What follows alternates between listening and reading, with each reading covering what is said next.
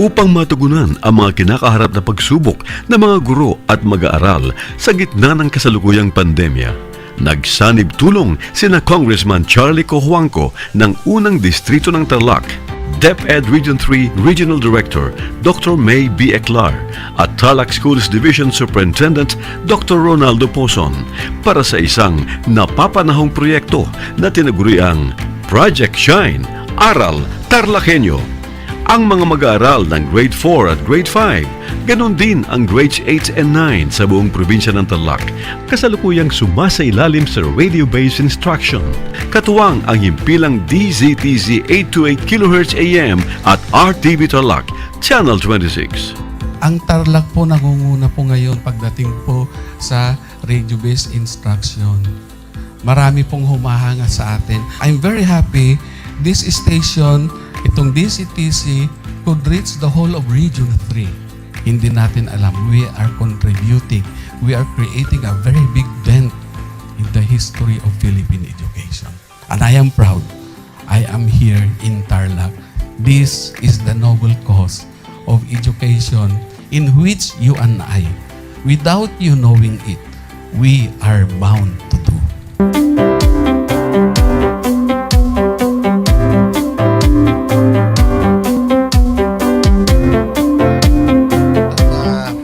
Project natin na Project Shine is a natural consequence dahil sa nangyari sa buong mundo. Let's continue to work together. I think it's very Filipino to practice bayanihan in anything or most of the things that we do. And this is a manifestation of that. No? We have private sector, we have DEPED, we have local government, all working together. And I hope the parents of some of these children, especially the parents that did not graduate from school or hindi nakapag-aral nung sila ay bata, sana naman gamitin na nila itong opportunity na mag-schooling na rin sila kasama ng mga anak nila para mag-bonding pati ang mga magulang sa mga bata. I look at this as doing God's work. Diba? So if you do God's work, it feels right. It's righteous. It's for good, not for evil. Good morning and happy learning, grade 4. Welcome to Aral TarlakHenyo here on RTV Tarlac, Channel 26. Simulcast over DZDZ 828, Radio Filipino Tarlac. I am Teacher Mercy Pacheco Bognot. This is Alistair Aidatu. I am Marie Josephine B. Andrade. I am Teacher Princess Marie M. Dueñas, and I will be your teacher broadcaster for today.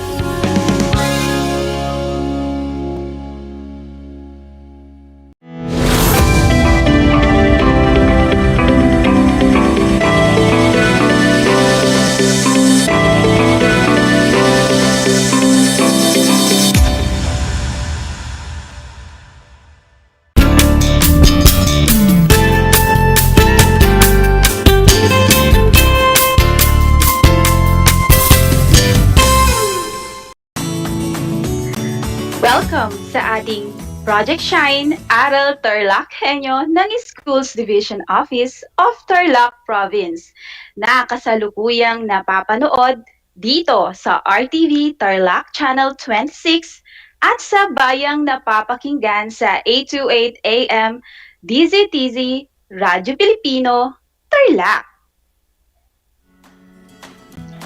Magandang buhay, mabuting tao! Kumusta na kayo mga giliw naming tagapakinig?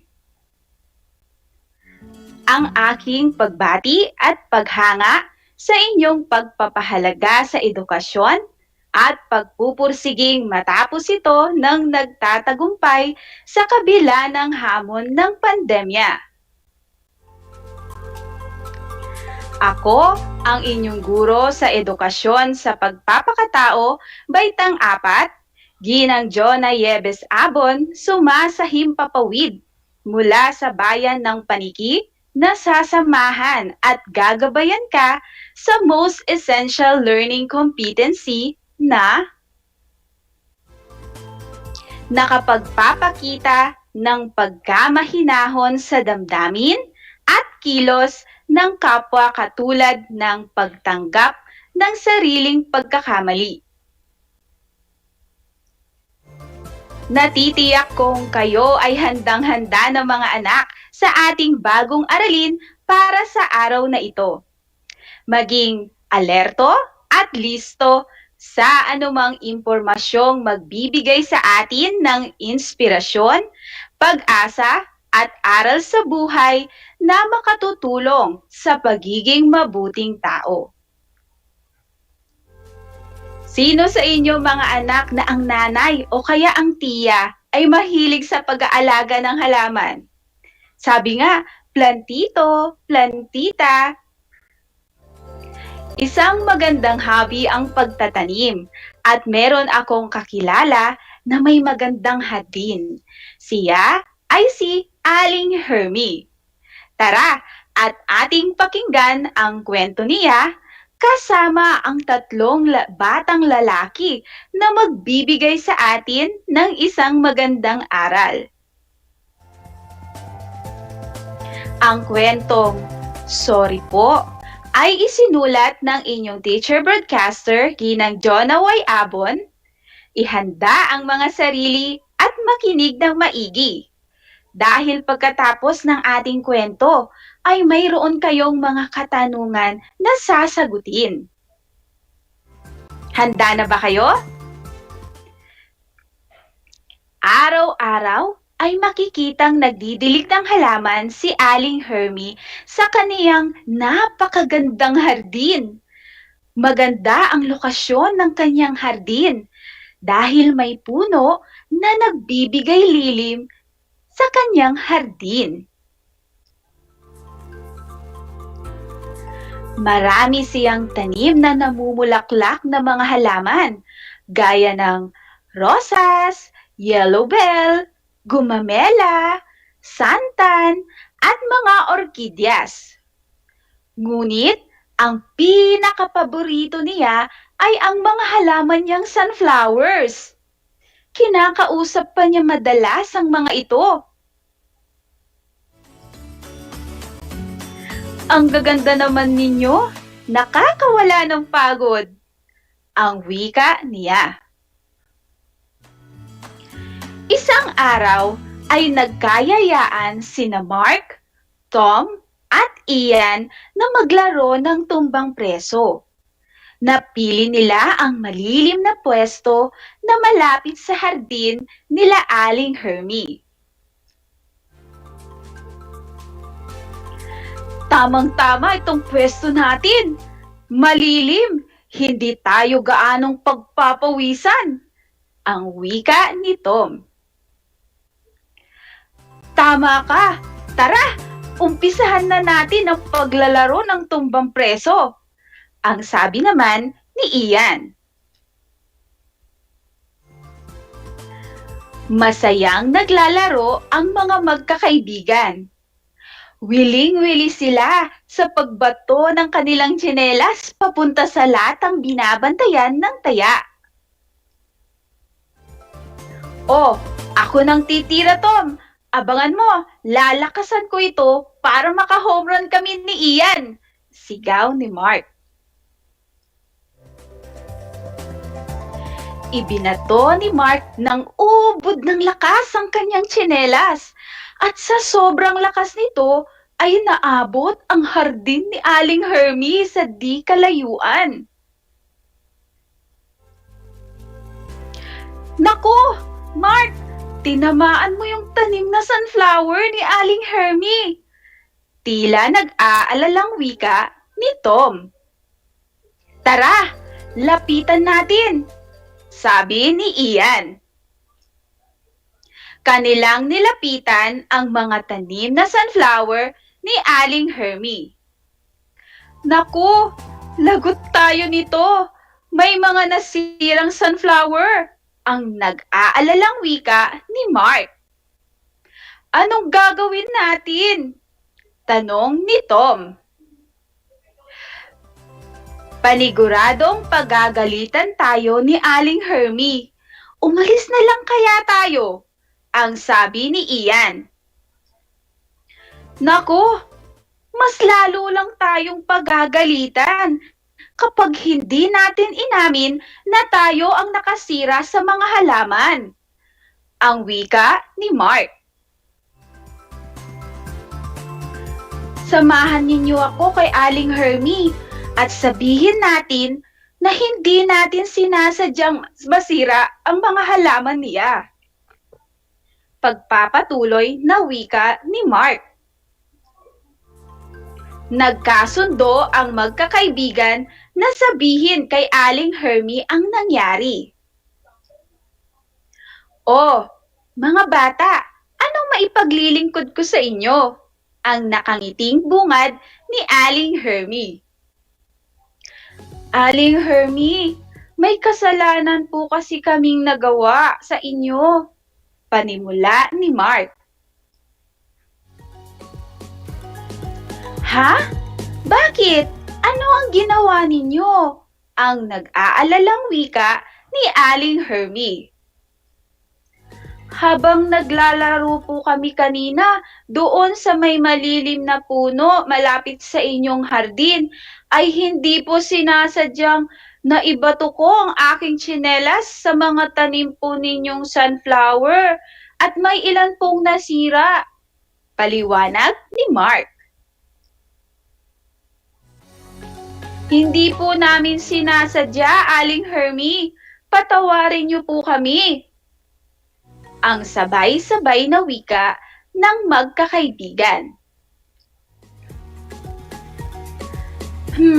Nais ko mong magalit dahil nasira ang mga halaman na paborito ko, ay masaya pa din ako dahil inyong hinarap ang inyong pagkakamali at hindi natakot na humingi ng patawad sa akin.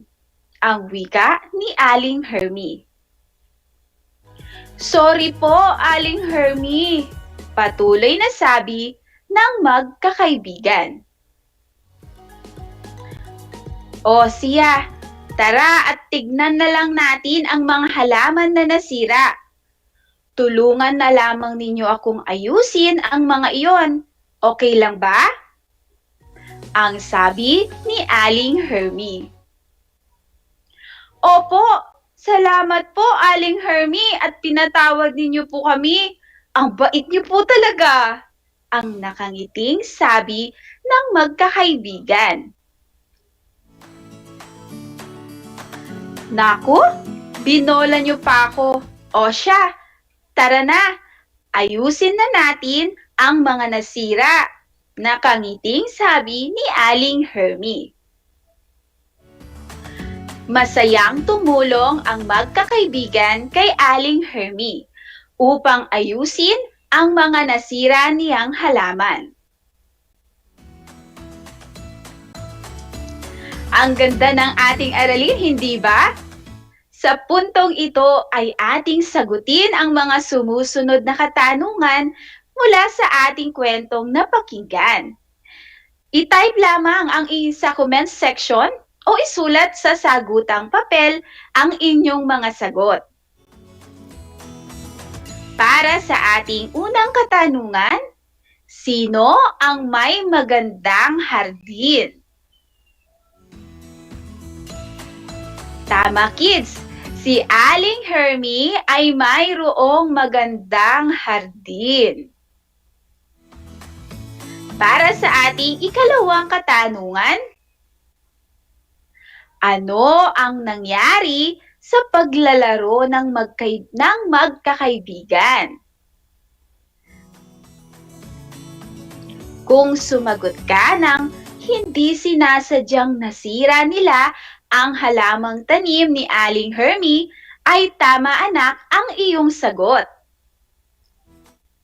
Para sa ating panghuling katanungan, paano hinarap ng magkakaibigan ang nagawa nilang pagkakamali? Tama, hinarap nila ito sa pamamagitan ng pagiging mahinahon sa pagtanggap at pag-amin ng kanilang pagkakamali. Kung minsan mga anak ay may mga pagkakataon na nakagagawa tayo ng mga pagkakamaling hindi natin sinasadya. Maaaring minsan ay makasakit ito sa ating kapwa. Kaya naman, mayroon akong mga inihandang simpleng paraan kung paano natin kahaharapin ang ganitong sitwasyon kung sakali man na tayo ay kumaharap sa ganitong suliranin. Ang pagtutuwid sa pagkakamali ay hindi kahinaan, bagkus tanda ng pagkamahinahon at pagkamaunawain. Ating isapuso mga anak na ang pagtutuwid at pag-amin sa ating pagkakamali ay hindi pagpapakita ng kahinaan. Bagkus, ito ay tanda na handa kang harapin kung anuman ang kahihinatnan ng iyong nagawang pagkakamali. Pagpapakita din ito ng pagiging mahinahon at pagkamaunawain dahil inaalala mo ang nararamdaman ng iyong kapwa na nagawan mo ng pagkakamali. Ikalawa na dapat nating isapuso ay ang timbangin kung mabuti ba o hindi bago gumawa ng desisyon. Lagi nating isapuso at isaisip na din ang mga pagpapasyang ating gagawin. Kung ito ba ay makapagdudulot ng kabutihan o hindi sa ating kapwa. Lagi nating tandaan, kids, ang golden rule. Ano na nga ulit yun? Gawin sa iba ang nais mong gawin ng iba sa iyo. Kabutihan ang ipakita sa iba dahil kailanman, kids, ang kabutihan ay hindi magiging masama.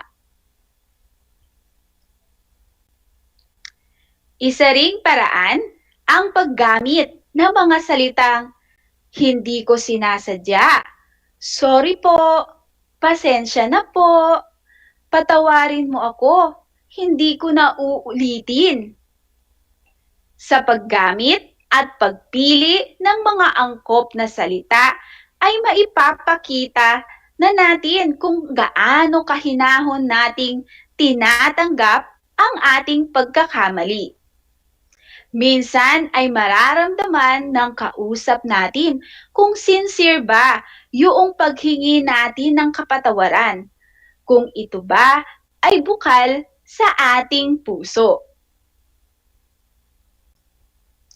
Isa rin na dapat tandaan na maging mapagpakumbaba at maging mahinahon sa paghingi at pagtanggap ng kapatawaran. Sa paghingi ng kapatawaran o sorry mga anak ay magandang ugaliin. Gawin ito ng may pagpapakumbaba at kahinahunan.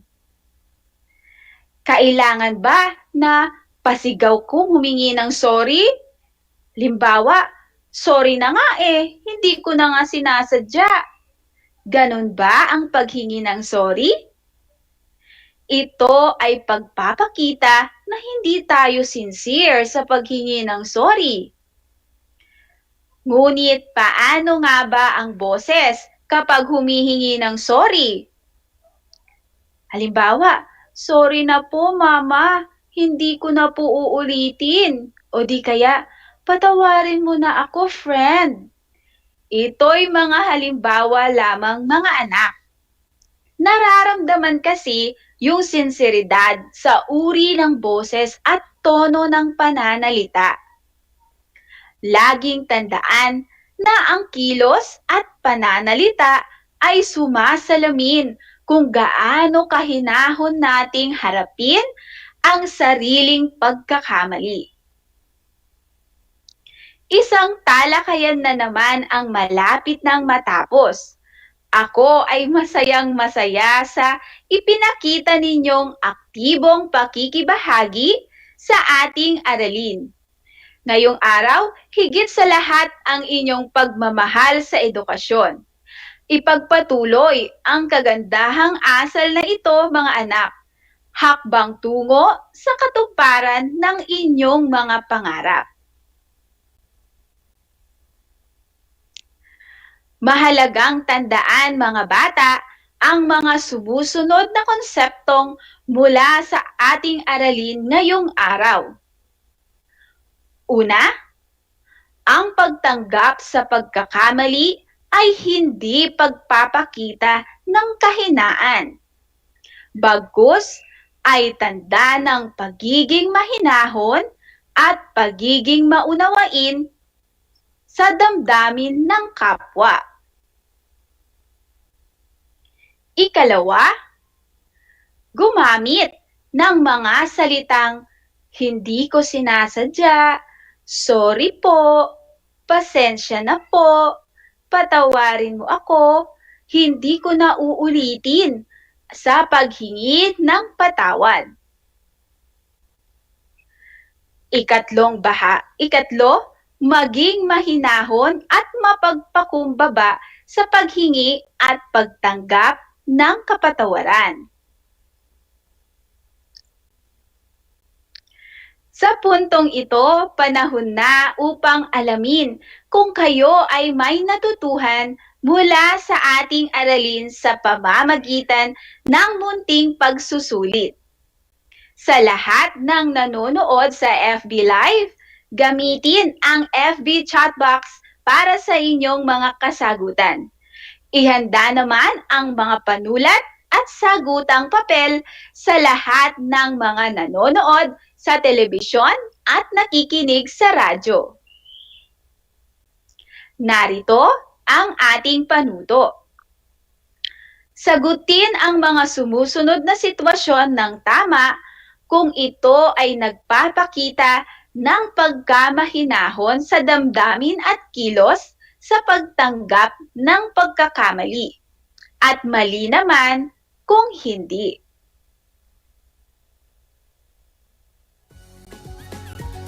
Unang sitwasyon. humingi ng paumanhin si Adi sa kaniyang kalaro dahil hindi sinasadyang ito ay kanyang naitulak. Humingi ng paumanhin si Adi sa kanyang kalaro dahil hindi sinasadyang ito ay kanyang natulak.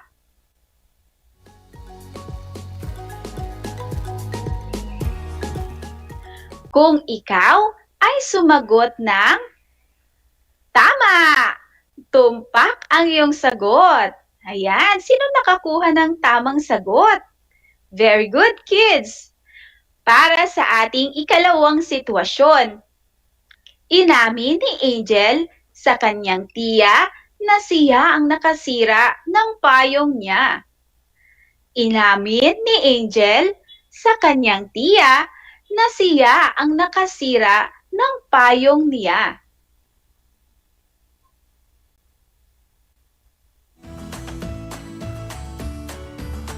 Kung ikaw ay sumagot ng tama, very good, kids!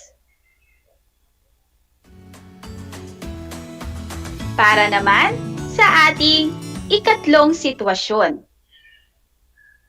Humingi ng sorry si Lek kay Jo nang nakasimangot ang mukha. Humingi ng sorry si Lek kay Jo nang nakasimangot ang mukha. Naku, ganun ba humingi ng sorry? Sige nga, tignan natin ang inyong magiging sagot. Kung ikaw ay sumagot ng mali, tama ang iyong sagot. Dumako na tayo sa ating ikaapat na sitwasyon. Hindi sinabi ni Bert na siya ang nakabasag ng paso na nasa may pintuan nila. Hindi sinabi ni Bert na siya ang nakabasag ng paso na nasa may pintuan nila.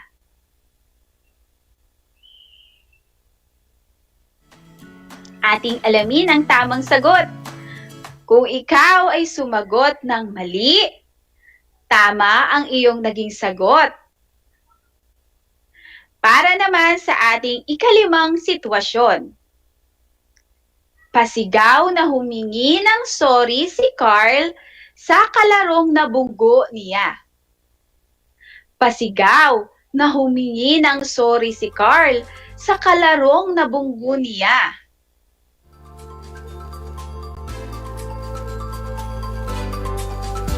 Kung ikaw anak ay sumagot ng mali, mahusay, tama ang iyong sagot. Binabati ko kayong lahat mga anak sapagkat natitiyak kong nakuha ninyong lahat ang tamang sagot ng ating pagsusulit. Mula sa akin, tanggapin ninyo ang mga salitang magaling at mahusay, mabuting tao. Mga bata, ako ay naghanda ng mga gawain at refleksyon sa inyong learning activity sheets. Inaasahan ko na ito ay inyong sasagutan ng buong sigasig at sa abot ng inyong makakaya. Sakali man na kailanganin ninyo ang patnubay ng inyong kapamilya at guro, huwag kayong mag-atubiling sila ay tawagan upang kayo ay magabayan ng tama.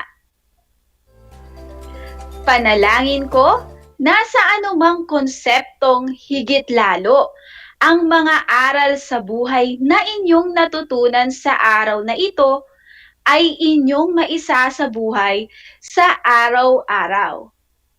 Muli, ako ang inyong guro sa edukasyon sa pagpapakatao, Baitang 4. Ginang Jonay Yebes Abon na nagpapaalala na piliing maging mabuting tao sa lahat ng panahon at pagkakataon. Hanggang sa muli!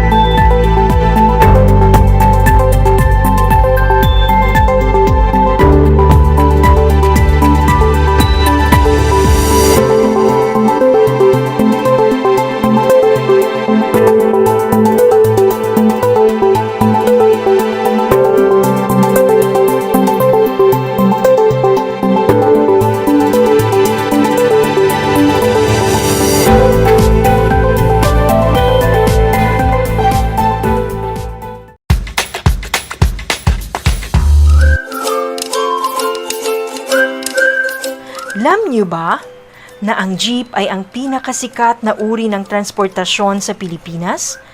May nagsasabi na ang pangalang jeep ay hango sa salitang jeepy na ang ibig sabihin ay general purpose or government purpose na naglalarawan ng military jeep na ginamit noong World War II. Pagkatapos ng digmaan, iniwan na ng mga sundalong Amerikano ang libu-libong jeep sa kalsada ng Maynila. Ang matibay at makulay na jeepney nga raw ay truly mestizo dahil sa half local at half foreign na katangian nito. Alam nyo na, yan ang jeepney.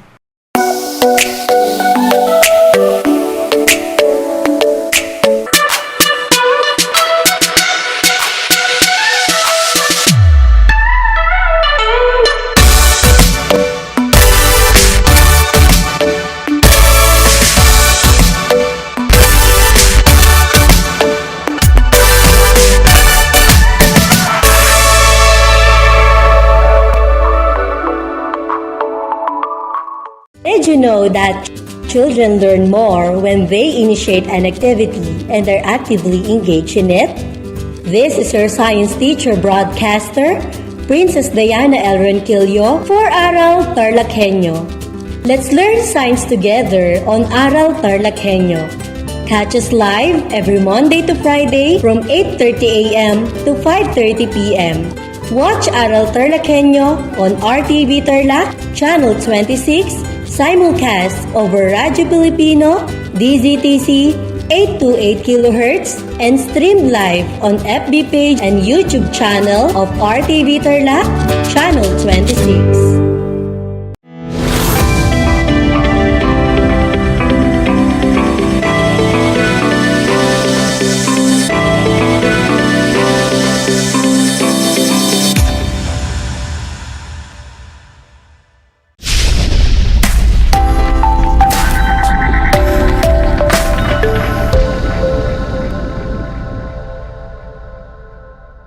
Good day, learners! Welcome to Aral TarlakHenyo here on RTV Tarlac, Channel 26, simulcast over DZTZ, Radyo Pilipino Tarlac. Broadcasting live here at Pura Tarlac. This is Lee Angel P. Juliano, your teacher broadcaster for Science Grade 4. How are you today, kids?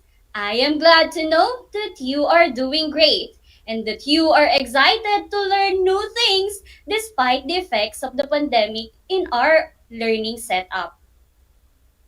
I would like to invite you to join me in a scientific experience at home. Today, we are about to explore our first lesson in second quarter in Science Grade 4. However, before that, I want you to remember the acronym ANGEL. Let us start with letter A. Ask your guardian for help if you find it difficult to answer the activity, but do not let them answer it. N. Note important details. G. Giggle with me as we learn something new, for I want you to learn and have fun at the same time. Letter E. Engage in learning activities that I have prepared for better learning. And lastly, letter L. Listen attentively and commit for lifelong learning because the best asset you'll ever have is your mind, your heart, and what you put into it. So are you ready to join me for today's lesson? Come on! I want you to prepare your modules in Science 4. Also, kindly prepare your pen and notebook so that you may take down notes as we go along with our lesson. Do you have it now? Great! Make sure that you are in your comfortable place, far from noise, so that you can hear me clearly while listening to this broadcast. Today, we are going to talk about the first two lessons about the main function of the major organs, which are stomach and intestine and kidneys. After this learning episode, you are expected to first, describe the main function of stomach and intestines and kidneys. Second, identify ways on how to take care of our major organs. But before that, let us try to recall the concept that you have learned last time, such as the 5 R's techniques. Have you learned You have learned the harmful effects of the changes in the materials to the environment. And there are ways of preventing or minimizing the harmful effects of the changes. Hence, practicing waste management at home while you are young is the best course of action to keep the environment clean. You can do this through the 5 R's method. Do you still remember those methods or techniques of waste management? Cool, let us see. Now, grade 4 pupils, try to identify the waste management method or technique being described on your science notebook by typing your answers in the comment section if you are watching live broadcast. Just type the letter of the correct answer. I will give you 5 seconds to answer each items. Let us have the first one. It is a method or technique which means to minimize waste, or it means lessening the amount of waste in the environment to avoid unnecessary use of resources such as energy and water. Is it A, reduce, B, reuse, C, recycle? Let us check your answer. What do you think is the letter of the correct answer? The correct answer is letter A. Awesome! We can reduce the usage of materials when we avoid using disposable or single-use products. Also, we can reduce the usage of materials when, as much as possible, we cook food that is just enough for everyone's consumption. Let us have the next one. It means to create or produce new material or object that have already been used or that have already served its purpose. Is it A, reduce, B, reuse, C, recycle? What's your answer, kids? Yes, letter C. Cool. We can recycle materials such as when we make lanterns or parol and home decor out of empty plastic bottles, cups, and containers. We can also practice recycling when we make bags and baskets out of old colored magazines, catalogs, and newspapers. Let us have the third one. It means taking energy or materials from waste that cannot be used anymore. Is it A, repair, B, recover, C, recycle?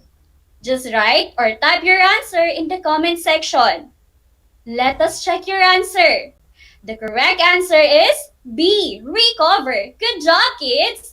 There are various ways of recovering energy from a certain material, such as plastics to oil technology and segregation of materials in a recovery facility. How about this one? It means to fix slightly broken things to make them useful again. Is it A, repair, B, recover, C, recycle? I repeat, it means to fix slightly broken things to make them useful again.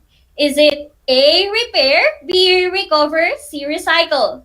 The answer is A, repair. Excellent. Instead of discarding broken or busted materials, they can be checked if they are still repairable. If they are, then they should be repaired instead of buying new materials to replace them. Torn clothes can be sewn. If your shirts and jeans have holes in them, you can sew patches on them. This will cover the holes and serve as a design on your clothing. Also, broken chairs can be repaired or converted to a table stand. Let us have the last one. It means to use the product or material again in its original form with the same purpose, or it may serve a different function instead of throwing it away. Is it A, reduce, B, reuse, C, recycle? The answer is letter B. Brilliant! We practice the reuse of materials by bringing our own eco bag when we go to the market or shop at the grocery store. Also, we practice the reuse of old toys when we give or donate such toys to our younger siblings or to other children. Now, scientific kids, you have mastered the 5 R's such as reduce, reuse, recycle, repair, and recover. Let us now learn about the main function of the first two major organs of the body. But before that, let us try this game. The title of the game is Guess the Zoomed In Photo or Picture. You have to guess who or what you're looking at. A fun fact about the photo subject may be given as a clue. So are you ready? Come on, let's play it. Let us have the first one. Fun fact about the photo, these are a pair of bean-shaped organ on either side of your spine, below your ribs, and behind your belly. Can you guess the zoomed photo? Correct. The answer is kidney. Again, the kidney are a pair of bean-shaped organ on either side of your spine, below your ribs, and behind your belly. Kidneys are the major organs of the urinary system. Let us now have the second picture. It is a sack-like container of food made of involuntary muscle. What is it, kids? Great! The picture is stomach. Stomach is a sack-like container of food made from involuntary muscle. It contracts and relaxes in order to digest food. Foods are squeezed and twisted in the stomach. Let us have the last picture. Can you guess it? It is found inside your body with a long, continuous tube running from the stomach to the anus. Yes, the answer is intestine. Good job, kids! Now let us examine the pictures. We can see that the picture shows some of the major organs of our body, which are the stomach and the intestine and the kidneys. Can you stay without food for a day or two? Maybe you can, but surely you will feel weak after. Have you ever thought what happened to the food once you eat it? What part of your body will function when you eat? Our body needs energy to perform our daily tasks and play. The food you eat or we eat plays a major role in providing energy to our body. Digestion is the process of breaking down foods into nutrients. It can be both mechanical and chemical. Mechanical digestion causes physical change by breaking food into tiny pieces. This is actually done by the teeth and tongue. Chemical digestion happens when the chewed food mixes with the saliva. The enzymes in it changes the starch into sugar. Stomach is a sac-like container of food made from involuntary muscle. It contracts and relaxes in order to digest food. Foods are squeezed and twisted in the stomach. Foods rich in protein and made of fiber stay in the stomach for about 4 to 6 hours. On the other hand, intestines are found inside your body, which are long continuous tube running from the stomach to the anus. The nutrients and water absorption mostly happen in the intestine. These include the small and the large intestine and the rectum. The size of small intestine is about 2.5 centimeter wide and a 7 centimeter long coiled tube. Its function is to absorb most of the nutrients from what we eat and drink. However, the large intestine is about 5 feet long and about 3 inches in diameter. The colon absorbs water from the waste, creating stool. As stool enters the rectum, nerves there create an urge to eliminate waste through an opening called anus. Your digestive system breaks down the food you eat into the nutrients your body needs. If you neglect your digestive health, your body could run into problems absorbing those essential nutrients. The food you eat and the lifestyle you live have a direct impact on your digestive health. Here are some ways of making the digestive system healthy. First, eat a high-fiber diet. Second, limit your foods that are high in fat. Third, eat on schedule. Fourth, stay hydrated. And lastly, skip the bad habits such as smoking, excessive caffeine, and alcohol. Now that you have an idea how digestive system works, it is the perfect time to test your understanding of the topic. You need to read each sentence and guess the part whose function is described. Choose the word in the box, write your answer in your notebook or on the comment section. Note that answers can be repeated. First, it produces enzymes and hydrochloric acid that digest proteins. Is it small intestine, mouth, large intestine, or stomach? The answer is stomach. Number 2. The undigested nutrients from the stomach reach this part and do further digestion. Is it small intestine, mouth, large intestine, or stomach? The answer is small intestine. Number 3, where the muscles continue to contract, the food is squeezed and mixed with digestive juices to change the food into a thick liquid called chyme. Is it intestine, small intestine, mouth, large intestine, or stomach? The answer is stomach. For number 4, it contains digestive juices and other enzymes that completely digest food and absorbs digested nutrients. Is it small intestine, mouth, large intestine, or stomach?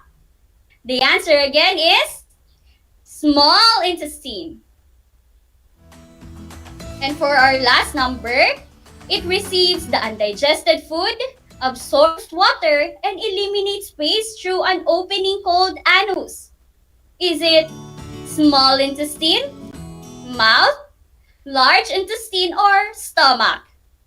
And for number 5, the answer is large intestine. Did you get everything right? Great! I hope that you are already familiar with the function of the stomach and intestines as a major organs in the digestion, because another organ of the body will be introduced to you. Well, anyway, how often do you urinate in a day? Have you ever asked where your urine comes from? What do you think the organ that produces urine? To answer all your queries about how we produce urine, let us discuss the next organ, which is the kidney. Kidneys are a bean-shaped paired organ which are about 4 to 5 inches long and 2 to 3 inches wide.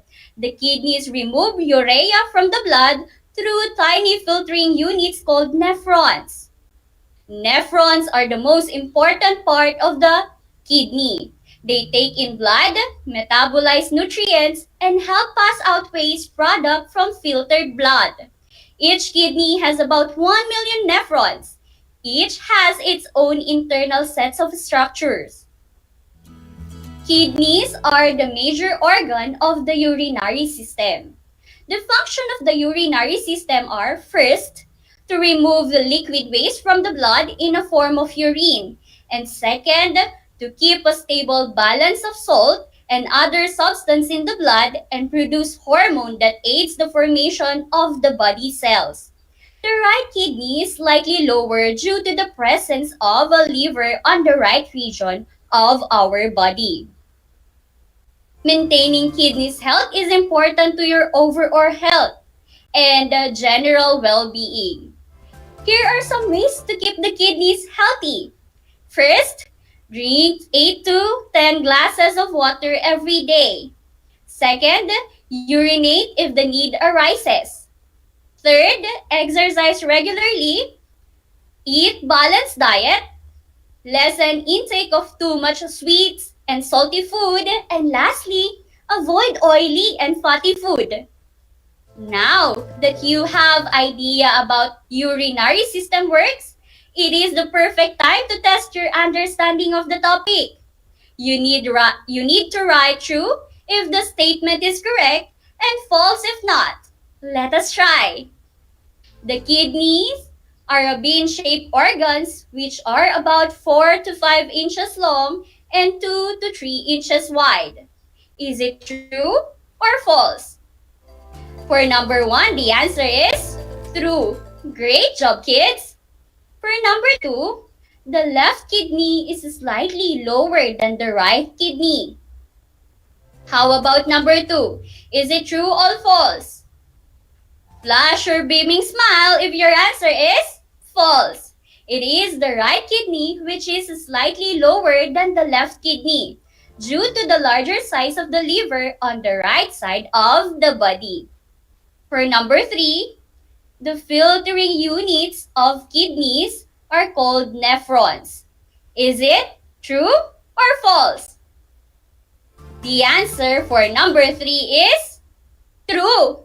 Good job, kids! For number 4, kidneys remove solid waste from the blood. Is it true or false?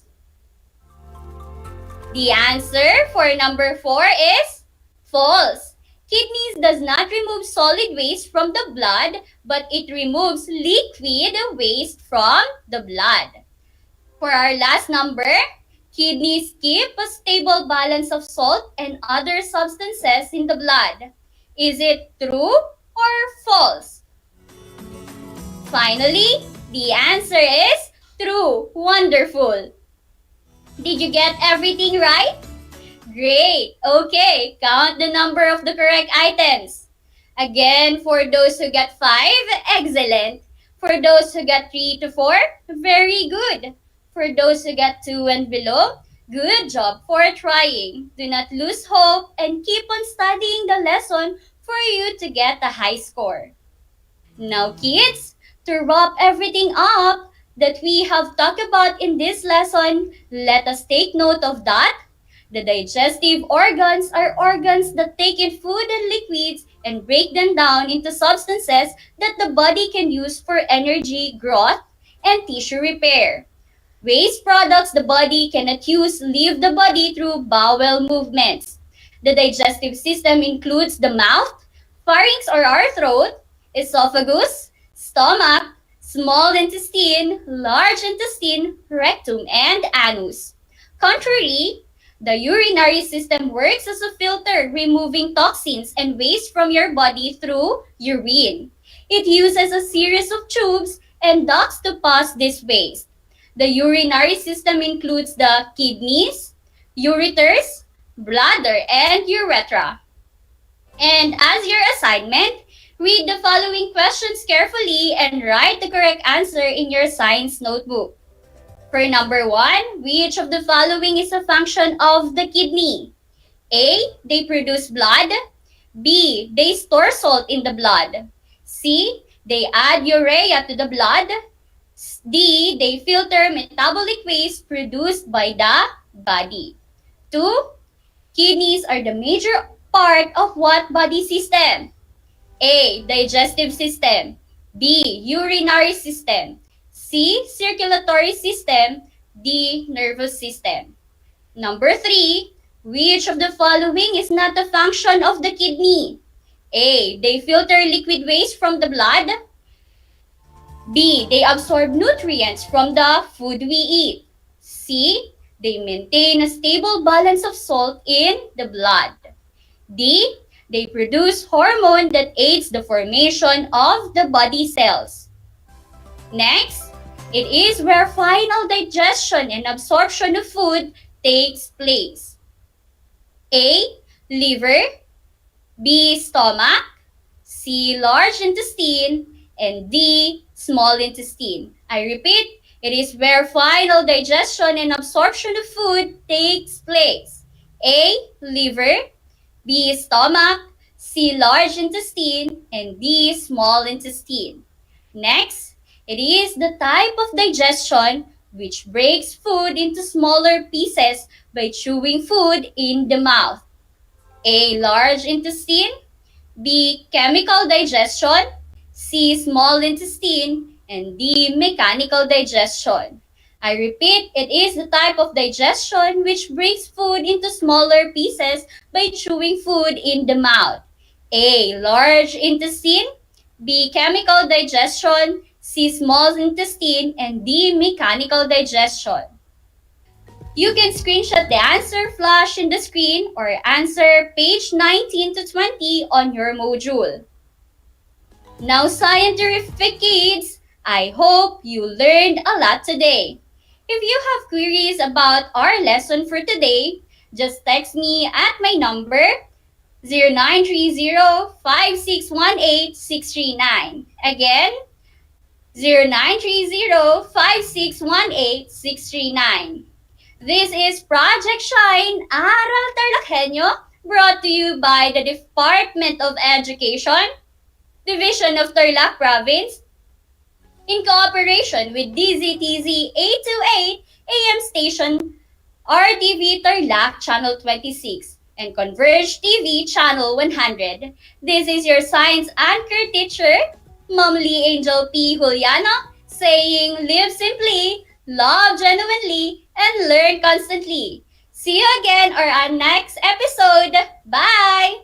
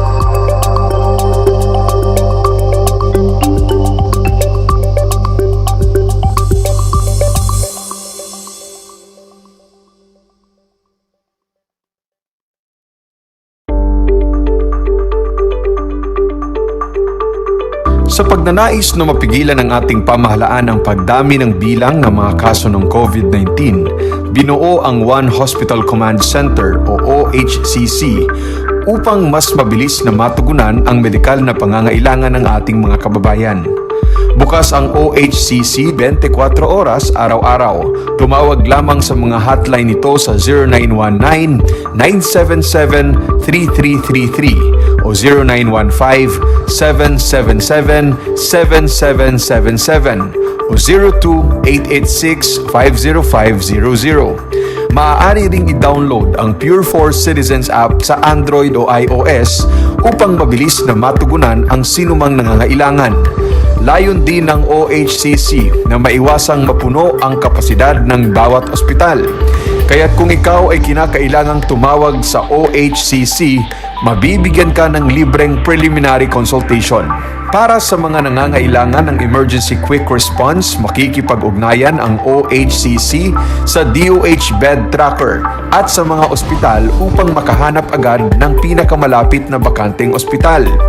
Ang transportasyon o ambulansya naman ng ospital na inirefer ng OHCC sa pasyente ang siyang susundo sa bahay nito.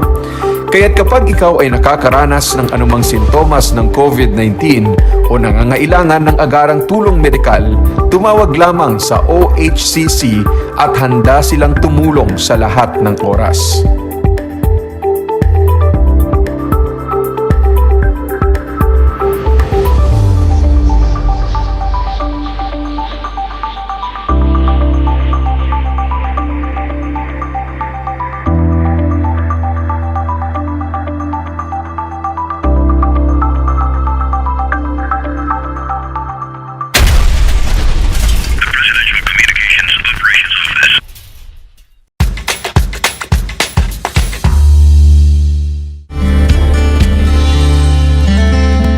Alam niyo ba na ang Pilipinas ay mayroong 7,641 islands? Mula sa bilang na 7,107 islands, nadagdagan ito ng 534 na isla noong 2017. Tanging 2,000 lamang sa mga islang ito ang natitirhan. Alam niyo na! Yan ang mga isla sa Pilipinas. Multiply 1,089 by 9. You will get an answer, the exact reverse, which is 9,801. My name is JRP Duldulao, your teacher broadcaster on Aral TarlakHenyo. For more math trivia and answers to your math questions, catch Aral TarlakHenyo every Monday to Friday from 8:30 a.m. to 5:30 p.m. Learning math is so much fun!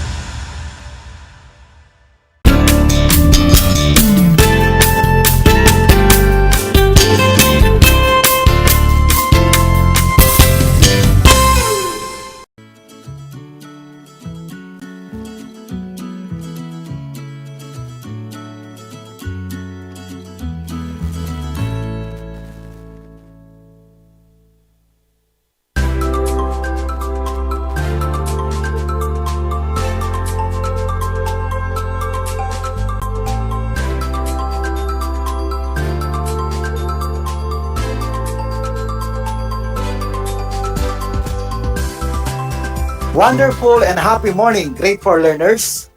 Welcome to Aral TarlakHenyo, live here on RTV Tarlac, channel 26 and Converge 100.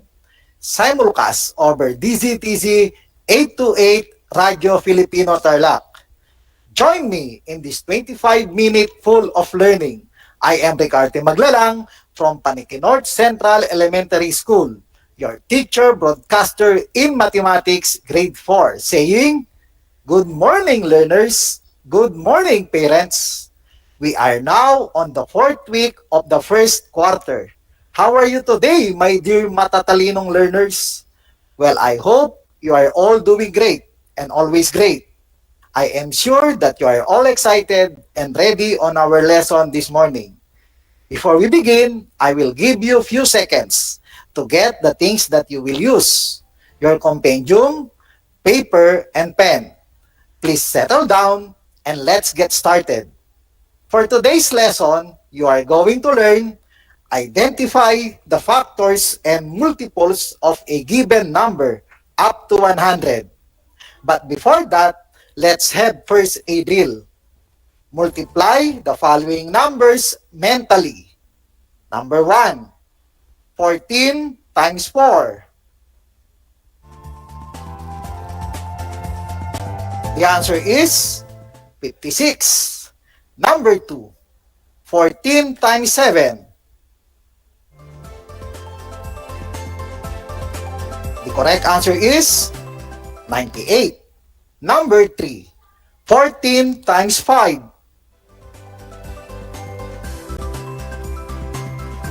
The product is 70. Next, 14 times 8.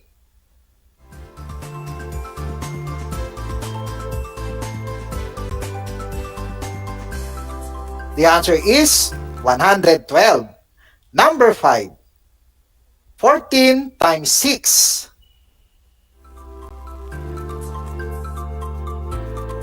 The correct answer is 84. Do you want some more? Okay, let's have another one. Divide the following numbers mentally.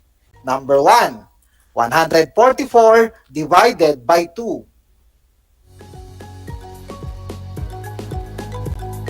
The quotient is 72. Next, 144 divided by 8. The answer is 18. Next, number 3, 144 divided by 4.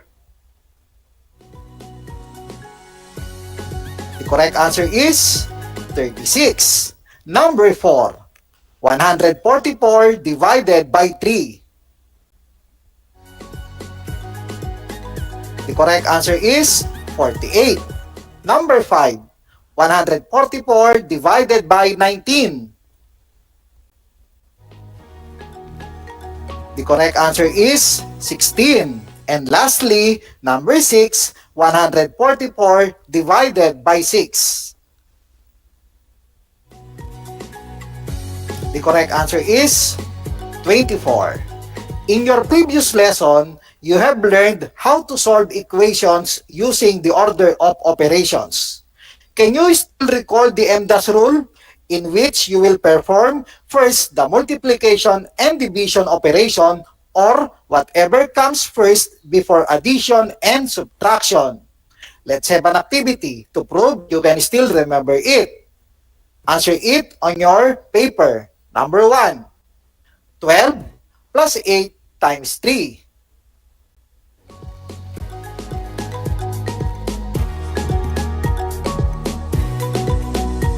The answer is 36. Next, number 2, 20 divided by 4 times 5.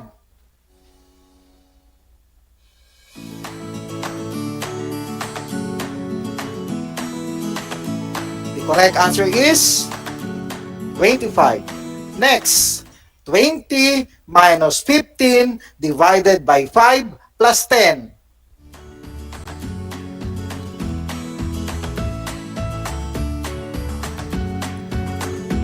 The correct answer is 27. Number 4, 9 times 6 minus 80 divided by 9.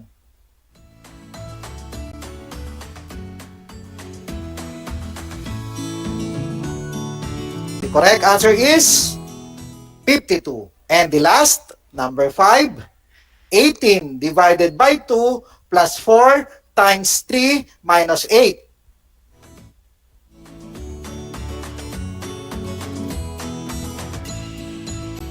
The correct answer is 13. Did you get all the correct answers? That's awesome. I am glad that you still remember our previous lesson. Example 1. Let us read and understand. Mang Lando received a box which contains 50 face masks from a family friend. He likes to share 36 of it with some tricycle drivers. He wants to give the same number of face masks to each tricycle driver. What are the possible ways he could give or he could divide the face mask among the tricycle drivers? Here is the solution. If there are 36 tricycle drivers, he would be able to give one face mask to each of the 36 drivers. We have 36 times 1 equals 36. Now, if there are 18 tricycle drivers, Mang Lando will be able to give 2 face masks to each of the 18 tricycle drivers. So that is 18 times 2 equals 36.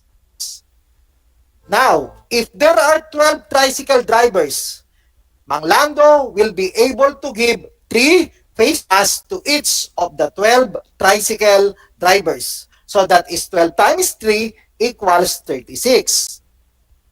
Next, if there are 9 tricycle drivers, how many face masks will he be able to give to each of the 9 tricycle drivers? Very good. That is 4. So that is 9 times 4 equals 36. If there are 6 tricycle drivers, how many face masks will he be able to give to each of the 6 tricycle drivers? Very good. 6 face masks. So that is 6 times 6 equals 36. What do you call now 1, 2, 3, 4, 6, 9, 12, 18, and 36? Very good. They are called factors of 36. Take note, we use one factor if the factors are repeated, like 6 in 6 times 6. Let's have another example. How about identifying the factors of 28? Can you give 2 factors of 28? So we have 7 times 4 equals 28. Very good. What else? We have 2 times 14 equals 28. That's awesome. Another. We have 1 times 28. Great. Therefore, the factors of 28 are 1, 2, 4, 7, 14, and 28. So what are the factors then? Factors are the numbers that when you multiply can give a larger number or a product. In every number except 1, it has at least 2 factors, the number itself and 1. However, some numbers have more than 2 factors.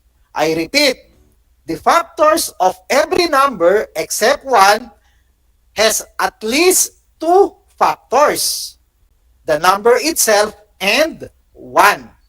Okay. Just like 36. The factors of 36 are 1, 2, 3, 4, 6, 9, 12, 18, and the number itself, 36. So it has 9 factors and 28. So the factors of 28 are 1, 2, 4, 7, 14, and of course, the number itself, 28. So it has 6 factors. It's activity time. Get your paper and pen. Let's do it. Here is the direction. List all the factors of the following numbers in order from least to greatest. Number 1, 10.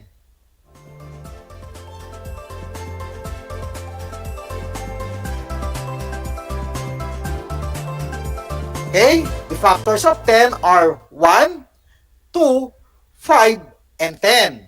Next number, number 2, 24.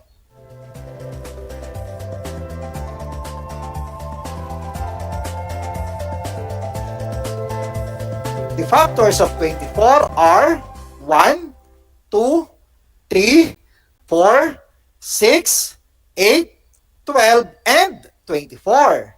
Next number, number 3, 32.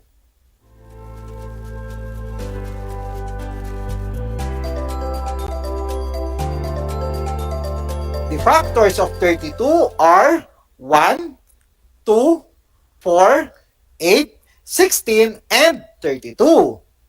Next is 45.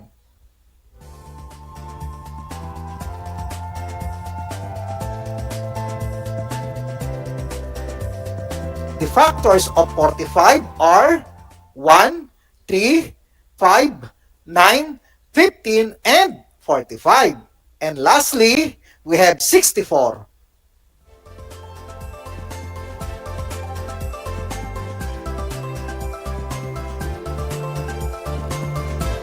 The factors of 64 are 1, 2, 4, 8, 16, 32, and 64.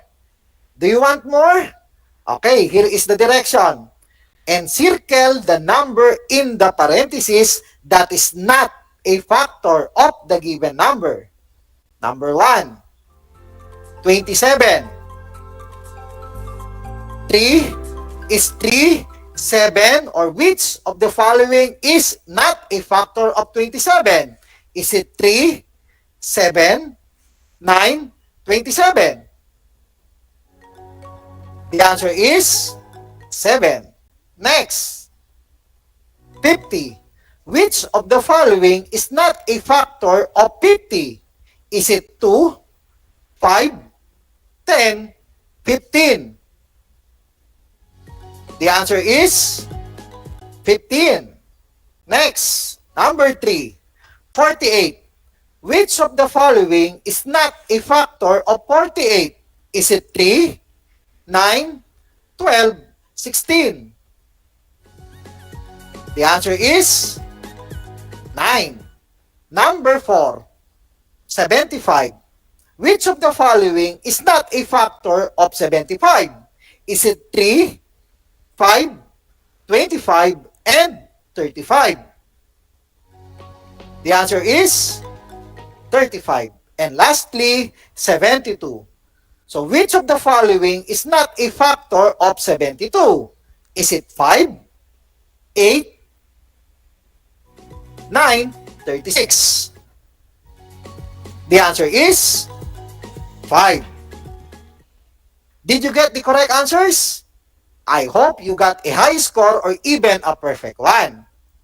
Next is how to get the multiples of a number. Getting a multiples of a number is look like skip counting with the same number. Multiples of a number are the same numbers that are added repeatedly. Example, the multiples of 2 are 2, 4, 6, 8, and 10, and so on. We use skip counting by 2. Another example is the multiples of 5, and these are 5, 10, 15, 20, 25, and so on. We use skip counting by 5. There is another way on how to find the multiples of a number, and this is multiplying the number by the counting number 1, 2, 3, and so on. Example, we have 4 times 1 equals 4, 4 times 2 equals 8, 4 times 3 equals 12, 4 times 4 equals 16, 4 times 5 equals 20, 4 times 6 equals 24. What do you call 1, 2, 3, 4, 5, and 6? Yes, they are called counting numbers. What about 4, 8, 12, 16, 20, and 24? Very good. They are called multiples of 2. Therefore, the multiples of 2 are 4, 8, 12, 16, 20, 24, and so on. Another example. We have 12 times 1 equals 12, 12 times 2 equals 24, 12 times 3 equals 36, 12 times 4 equals 48, 12 times 5 equals 60, 12 times 6 equals 72. What do you call 1, 2, 3, 4, 5, and 6? Yes, They are called counting numbers. What about 12, 24, 36, 48, 60, and 72? Very good. They are called multiples of 12. Therefore, the first 6 multiples of 12 are 12, 24, 36, 48, 60, 72. Now, it's activity time again. Get your paper and pen. Let's do it. Here is the direction. Give the first 5 multiples of the following numbers. Number 1, 3. Go.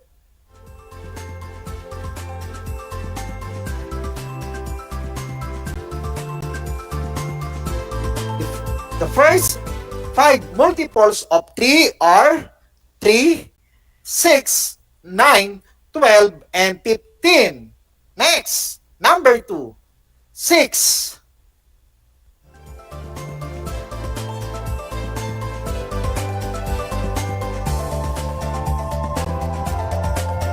The first 6 or 5 multiples of 6 are 6, 12, 18, 24, and 30. Next, number 3, 8.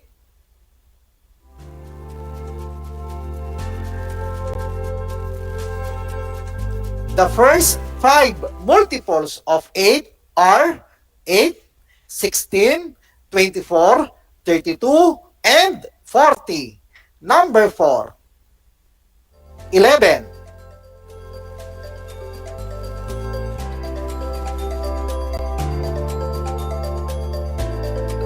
The first 5 multiples of 11 are 11, 22, 33, 44, and 55. And lastly, number 5, 15.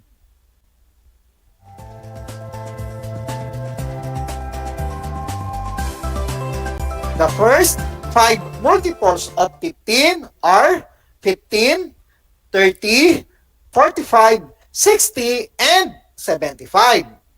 Okay, let's have another activity.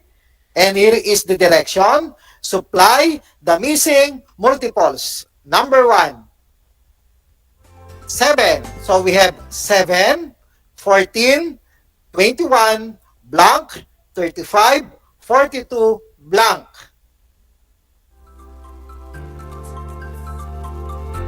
The missing multiples are 28 and 49. Next number 2, 9. So we have 9, blank, 27, 36, 45, blank, 63. The missing multiples are 18 and 54. Next, number 3. Multiples of 10. So we have blank, 20, 30, 40, 50, blank, 70.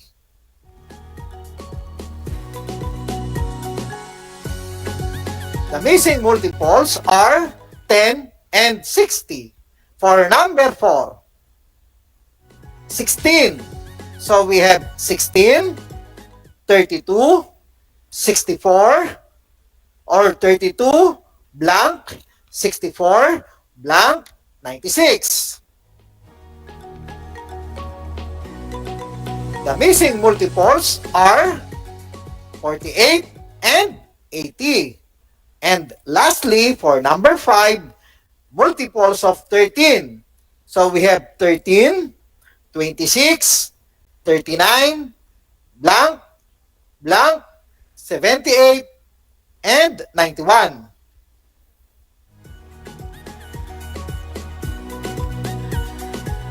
The missing multiples are 52 and 65. Okay, so we have the last activity. Choose the letter of the correct answer. For number 1, 8, 10, 12, and 14 are multiples of what number? Is it A, 1, B, 2, C, 3, or D, 4? The correct answer is letter B. Next, number 2. Which set of numbers are the multiples of 8? Is it A, 12, 8, 12, 24, 32, 48? Or B, 8, 16, 24, 36, 45? Or letter C, 8, 16, 24, 36, 42? Or letter D, 8, 16, 24, 32, 40? The correct answer is letter D. Number 3. 36, 45, 54, 63 are multiples of what number? Is it A, 5, B, 7, C, 9, D, 11? The correct answer is letter C. For number 4, which of the following is the multiple of 4 and 5? Is it A, 32, B, 30, C, 25, or D, 20? The correct answer is letter D. For number 5, which of the following is the multiple of 3, 6, and 12? Is it A, 18, B, 15, C, 12, or D, 6? The correct answer is letter C. Did you get the correct answers? Great job! I hope you got a high score or even a perfect one. To sum up what you have learned, factors are the numbers that when you multiply can give a larger number or a product. In every number except 1, it has at least 2 factors, the number itself and 1. However, some numbers have more than 2 factors. For multiples of a number is look like skip counting with the same number. To find the multiples of a number, multiply the number by the counting number 1, 2, 3, and so on. For your mastery of the lesson we have discussed today, do more practice exercises on your mathematics worksheet on pages 4 to 6. That's all for today. I hope you have learned maths. Thank you for listening. I am Ricardo TV Maglalang, your mathematics grade 4 anchor teacher for today. Laging tatandaan, basta TARLAKHENYO, matalino. Keep safe everyone. Until next time. Bye.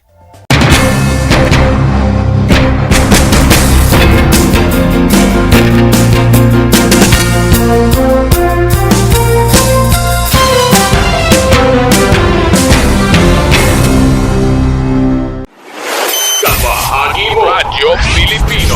Impormasyong may kalidad, serbisyong may halaga, saan mang bahagi ng Pilipinas. On air. Saan mang bahagi ng mundo. Online. Anumang uri ng pamumuhay. Kasama, katuwang, kapinoy. Kabahagi mo. Radyo Pilipino. Radyo Pilipino. Gutom ka ba sa impormasyon? May na-miss ka bang subject at leksyon? Gusto mo bang alalahanin ang nakaraan o dagdagan ang iyong kaalaman? Lahat yan alamin natin because the Professor is in. Professor on air and online. Kasama si Professor Willie Perez. Isang oras na kaalaman, isang oras na makabuluhan. Professor on air. Mamangha at tumawa sa mga tips at trivia. Sa gabay at tanong, sagot ka rin niya. Professor on air and online. Kasama si Professor Willie Perez. Tuwing Sabado, alas 10 hanggang alas 11 ng umaga. Mapapakinggan sa Radyo Pilipino at mapapanood sa RTV Tarlac Channel 26. Professor on air. This is my story. Ano ang kwento ng buhay mo? Malungkot? Masaya? May kababalaghan? O puno ng aksyon?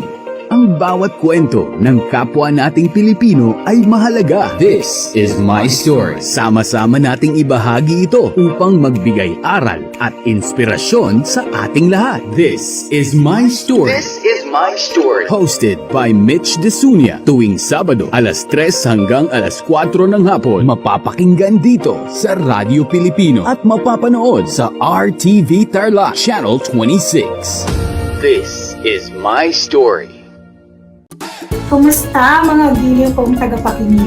Nagbabalik ang inyong paaralang panghimpapawid Aral TarlakHenyo sa RTV Tarlac Channel 26 at sa bayang naririnig sa DZTZ 828 Radyo Pilipino Tarlac. Tayo rin ay napapanood sa FB Live ng RTV Tarlac Channel 26. Sumasahimpapawid mula sa bayan ng Pura Tarlac, mula sa bayan ng San Clemente, mula rito sa Poro Elementary School, Pura Tarlac, sa bayan ng Kapas Tarlac. Ako, ang inyong guro, na maghahatid sa inyo ng makabuluhang pagtalakay sa ating aralin. Ang Tagalog ay ang wika ng mga taga-Quezon, Batangas, Bulacan at ng iba pang katutubong nagsasalita nito. Ang Filipino ay ang pambansang wika batay sa tinadhana ng 1987 Constitution. Tara na at matuto ng salitang Filipino. Manood at makinig ng Aral TarlakHenyo sa RTV Tarlac Channel 26 at sa bayang naririnig sa Radyo Pilipino DZTZ 828 at napapanood din live sa FB page at YouTube channel na RTV Tarlac Channel 26. Manood at matuto ng ating mga aralin sa Pilipino. Dito lang yan sa Aral TarlakHenyo. Ako si Ma'am Crystal May Aquino, ang inyong teacher broadcaster sa Pilipino.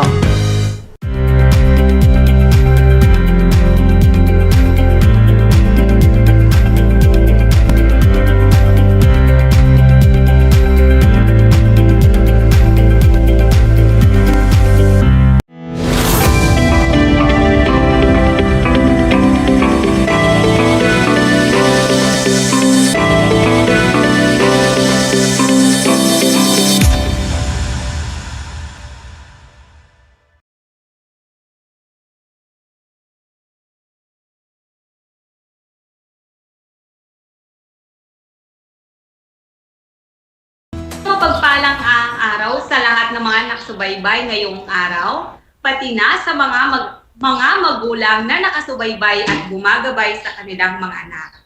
Lalong-lalo na sa mga mag-aaral ng ika-4 na baitang. Naririto muli ang inyong paaralang panghimpapawid na maghahatid sa inyo ng kaalaman at gagabay sa inyo tungo sa pagkatuto ng Most Essential Learning Competencies. Ito ang Aral TarlakHenyo mula sa RTV Tarlac Channel 26 at sa bayang naririnig sa DCTV 828 Radyo Pilipino Tarlac. Ako, si Ginang Jasmine C. Galope, ang inyong teacher broadcaster sa asignaturang Pilipino ng ika-4 na baitang. Sumasahimpapawid mula sa bayan ng Victoria Tarlac. Halina't samahan ako muli sa isang makabuluhang talakayan. Kumusta kayo mga bata? Nagmerienda na ba kayo? Mabuti naman kung ganoon. Ako ay natutuwa dahil kayo ay nasa mabuting kalagayan at may laman na rin ang inyong tiyan. Nangangahulugan lang na kayo ay magiging alerto, ganado at aktibo sa ating magiging talakayan ngayon. Bago natin simulan ang ating aralin, nais kong ihanda na ninyo ang inyong papel at panulat. Handa na ba ang mga ito? Mabuti naman kung ganoon. Ngayon naman ay siguruhin kayo ay nasa isang tahimik at komportableng lugar kung saan maayos at malinaw ninyong naririnig ang ating broadcast. Paalala lamang sa mga magulang ng mga mag-aaral na nakatutok sa ating live stream sa Facebook man o sa YouTube, mangyari lamang na gabayan ng inyong anak sa paglalagay ng komento dito. Maraming salamat! Mga bata, handa na ba kayo? Bilang hudyat na kayo ay handa na sabihin ang mga salitang magaling ako. Naku, mukhang handang-handa na nga talaga kayo para sa ating bagong aralin. Bago tayo dumako sa ating aralin, tayo muna ay magbalik-aral. Ating alamin kung natatandaan nyo pa ang ating natalakay na aralin noong nakaraang linggo sa pamamagitan ng pagsagot ng isang gawaing tungkol dito. Handa na ba kayo? Halina't simulan na natin. Ang panuto, una ng angkop na panghalip panaklaw ang mga sumusunod na pangungusap. Pumili sa loob ng kahon ng tamang sagot. Ang mga pagpipilian ay ang mga sumusunod: alinman, kailanman, lahat, sinuman, pawang. Para sa unang bilang, patlang ng mga mag-aaral ng Mangulago Elementary School ay makikiisa sa pagdiriwang ng National Reading Month. Ano ang inyong sagot? Mahusay, ang tamang sagot ay lahat. Dumako tayo sa ikalawa. Patlang sa inyo ay maaaring makibahagi sa gaganaping pagdiriwang. Ano ang inyong sagot? Magaling! Ang tamang sagot ay sinuman. Dumako tayo sa ikatlo. Patlang sa mga patimpalak sa pagbasa na gaganapin ay maaari ninyong salihan. Kung ang sagot nyo ay alinman, magaling, tama. Dumako tayo sa ikaapat. Ang kasiyahan na inyong nadarama sa paglahok sa mga patimpalak ay siguradong hindi ninyo malilimutan patlang. Mahusay, kailanman ang tamang sagot. Ngayon mga bata, sa anong bahagi ng pananalita kabilang ang alinman, kailanman, lahat at sinuman? Magaling, ito ay panghalip, panghalip, panaklaw. At ano nga ba ang panghalip, panaklaw? Mahusay, ang panghalip, panaklaw ay sumasaklaw sa kaisahan, dami o kalahatan ng panghalip. Mga bata, nakasagot ba kayo ng tama sa ating balik-aral? Mahusay kung ganoon, dahil dyan maaari na tayong dumako sa ating bagong aralin ngayon. Sa aralin ito ay mas lalo mong mapalalawak ang iyong kaalaman sa pagbibigay kahulugan ng salita sa pamamagitan ng formal na definisyon. Pagbibigay kahulugan ng salita sa pamamagitan ng formal na definisyon. Ating simulan ang ating aralin sa pagbasa ng isang kwento. Pagkatapos natin itong basahin, ay sagutin ang mga tanong tungkol dito. Ang pamagat ng kwento ay Libangan ni Joan. Ito ay akda ni Dolores R. Andalis. Sumapit na ang buwan ng Abril at karamihan sa mga pamilyang nakatira sa Santa Fe ay nagsilisan upang magbakasyon sa ibang lugar.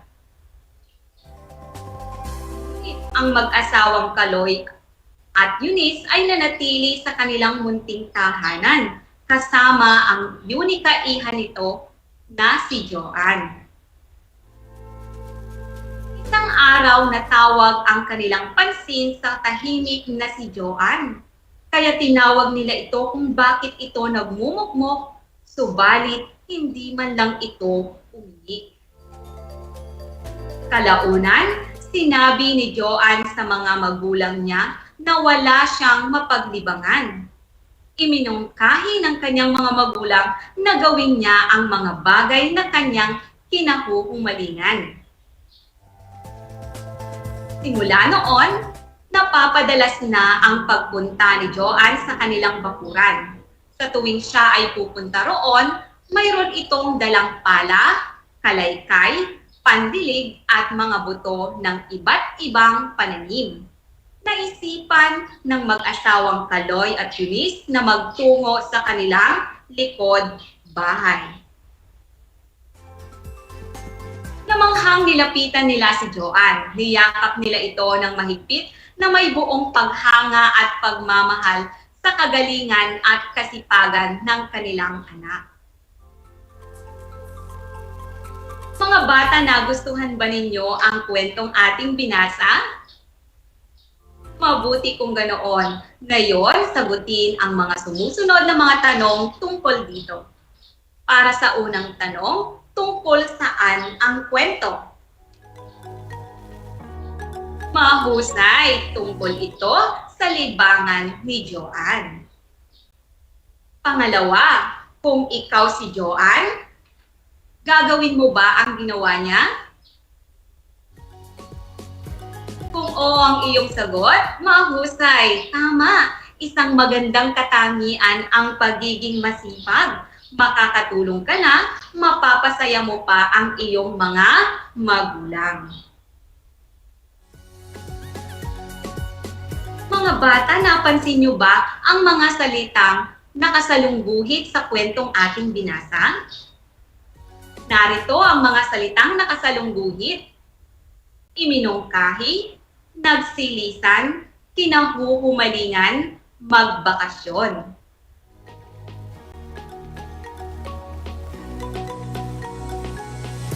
Alam mo ba ang kahulugan ng mga salitang ito, mga bata? Alam niyo ba? Ano kaya ang maaari nating gamitin na sanggunian upang malaman natin ang kahulugan o formal na definisyon ng mga salitang ito? Mahusay! Maaari tayong gumamit ng diksyonaryo. Ano nga ba ang diksyonaryo? Ang diksyonaryo ay isang mahalagang sanggunian para higit pang mapalawak ang talasalitaan o bokabularyo ng gagamit. Makikita sa diksyonaryo ang mga salitang nakaayos ng paalpabeto na binibigyang kahulugan o formal na definisyon upang maunawaan ng mambabasa. At ano naman ang formal na definisyon? Ang formal na definisyon, mga salitang pamantayan dahil ito ay kinikilala, tinatanggap at ginagamit ng karaniwang nakapag-aral sa wika.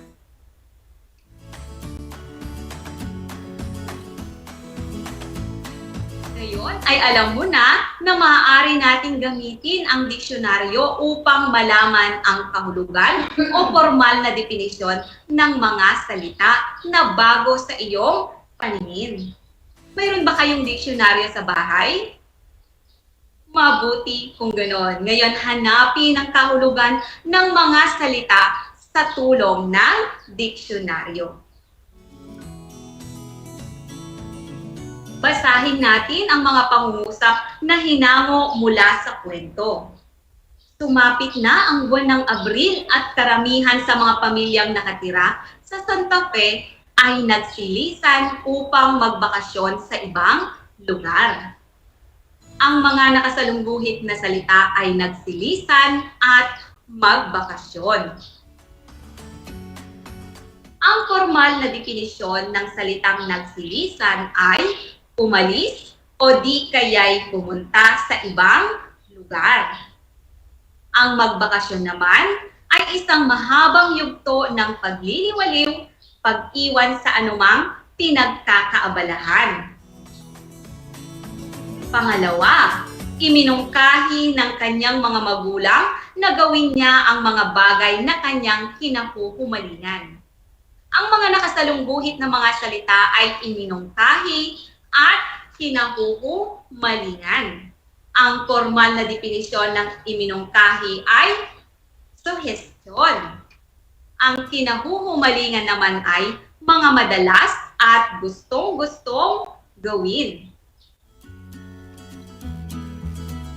Mahusay mga bata, ngayon mas lalo na ninyong nauunawaan ng kwentong ating binasa dahil nalaman natin ang kahulugan o formal na definisyon ng mga salitang nakasalungguhit. sa tulong ng diksyonaryo.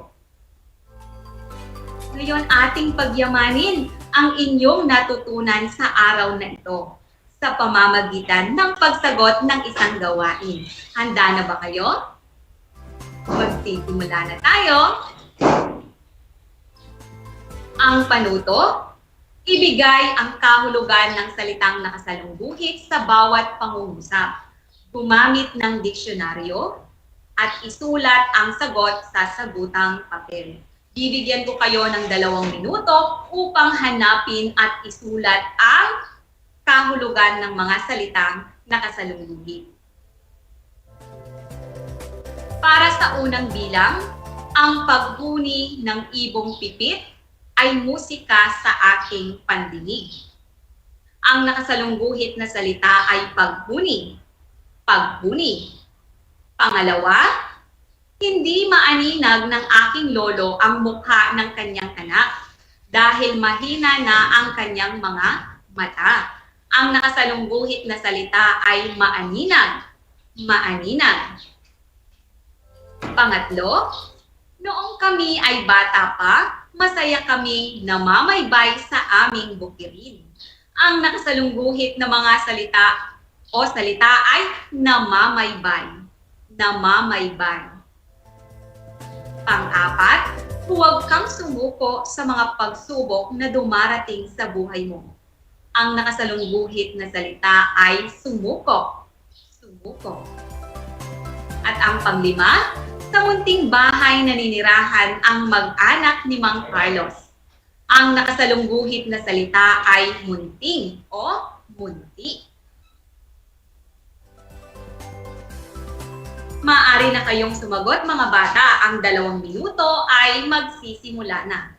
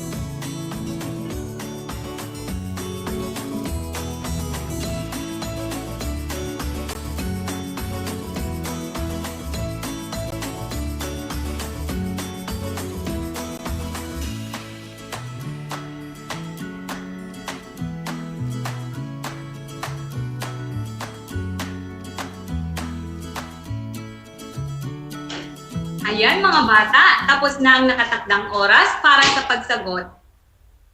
Ngayon ay atin nang iwasto ang inyong mga naging kasagutan. Ang tamang sagot sa unang bilang ay tinig ng ibon. Pangalawa, makita. Pangatlo, naglalakad. Namamasyal o naglalakbay. Pang-4, hamon o problema. At ang pang-5 ay maliit. Mga bata, nakasagot ba kayo ng tama sa inyong gawain? Mahusay kung ganoon. Ngayon mga bata, ano ang dapat ninyong tandaan sa ating natalakay na aralin ngayon? Tandaan na ang diksyonaryo ay isang mahalagang sanggunian para higit pang mapalawak ang talasalitaan o bokabularyo ng gagamit. Makikita sa diksyonaryo ang mga salitang nakaayos ng paalpabeto na binibigyang kahulugan o formal na definisyon upang maunawaan ng mga mambabasa.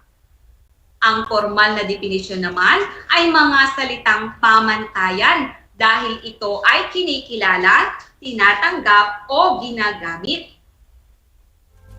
ng karaniwang nakapag-aral sa wika. Tandaan yon mga bata. Ngayon ay atin nang linangin ang inyong natutuhan para sa araw na ito sa pamamagitan ng pagsagot ng ating pangwakas na gawain. Handa na ba kayo? Simulan na natin.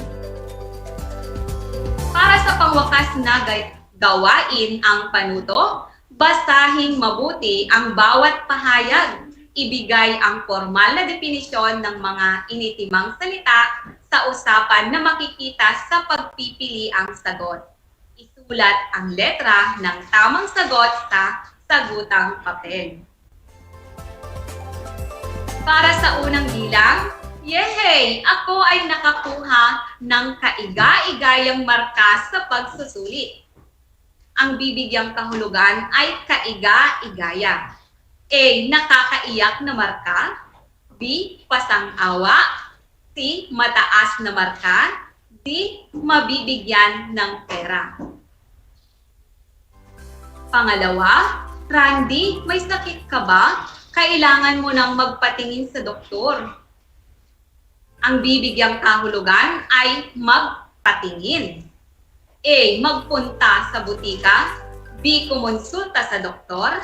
C. Magpagaling. D. Bumili ng reseta. Dumako tayo sa ikatlo. Aling-ani, nangangamba po akong di namin makikita ng madalas ang tatay kong frontliner. Ang bibigyang kahulugan ay nangangamba. A. Nakaramdam ng pag-aalala at takot. B. Galit. C. Hinanakit. D. Inis. Pang-apat, totoong maalinsangan kahit gabi na, kailangan kong maligo bago matulog. Ang bibigyang kahulugan ay maalinsangan. A. Maginaw. B. Makulimlim. C. Malamig. D. Mainit na panahon. At ang panghuli, Inay, dahil sa pag-aaruga mo sa akin, ako po ay mag-aaral ng mabuti. Ang bibigyang kahulugan ay pag-aaruga. A. Pagmamahal at pag-aalaga. B. Pagkatakot. C. Pagkainis. D. Pagpapakain. Tapos na ba kayo sa pagsagot, mga bata? Ngayon ay atin nang iwasto ang inyong mga naging kasagutan. Para sa unang bilang, ang tamang sagot ay letrang C. Pangalawa, letrang B. Pangatlo, letrang A. Pang-apat, letrang D. Panglima, letrang A. Ngayon, bilangin na ang inyong score na nakuha, mga bata. Kayo ba ay nakakuha ng perfecto o 5? Tanggapin nyo mula sa akin ang salitang napakahusay. Isang pagbati at paghanga sapagkat nasagutan nyo ang naibigay ang kahulugan ng mga salita sa pamamagitan ng pagbibigay ng formal na definisyon.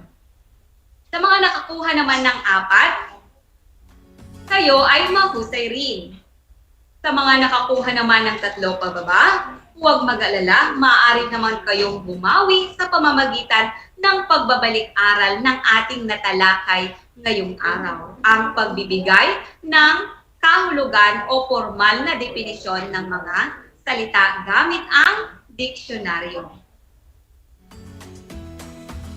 Ayan mga bata, isang leksyon na naman ang ating napagtagumpayang natapos. Nawa, lahat ng inyong natutunan para sa araw na ito ay inyong maisaulo, maisapuso at maisabuhay. Hanggang sa muli, ako ang inyong teacher broadcaster sa asignaturang Pilipino ng ika-4 na baitang, Ginang Jasmine Galope. Laging tandaan, mag-aral ng mabuti. Ito ang susi tungo sa isang masaganang bukas. Lagi ring tandaan na ikaw ay abakada. Ibig sabihin, ako bibo kasi dapat. Paalam!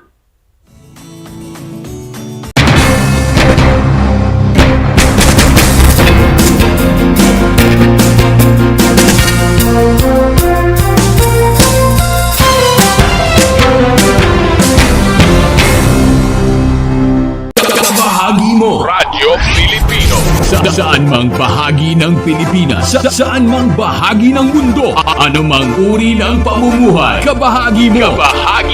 Radio Pilipino. Radio Pilipino. Sumasahim papawid sa DWPR 1296 Dagupan, DZTC 828 Tarlac, DZLT 1188 Lucena, DZYM 1539 Mindoro, DWRL 1080 Legazpi, DWRN 657 Naga, DYRB 540 Cebu, DYRL 1035 Bacolod, DYRN 1134 Dumaguete, DXCO 1044 Cagayan de Oro, DXGS 765 General Santos, DXOC 1494 Osamis, DXOW 981 Davao at Radio Filipino Podcast Center Manila. Ito ang kabahagi mo, Radio Filipino, napapakinggan on air and online sa buong mundo sa pamamagitan ng www.radiofilipino.com.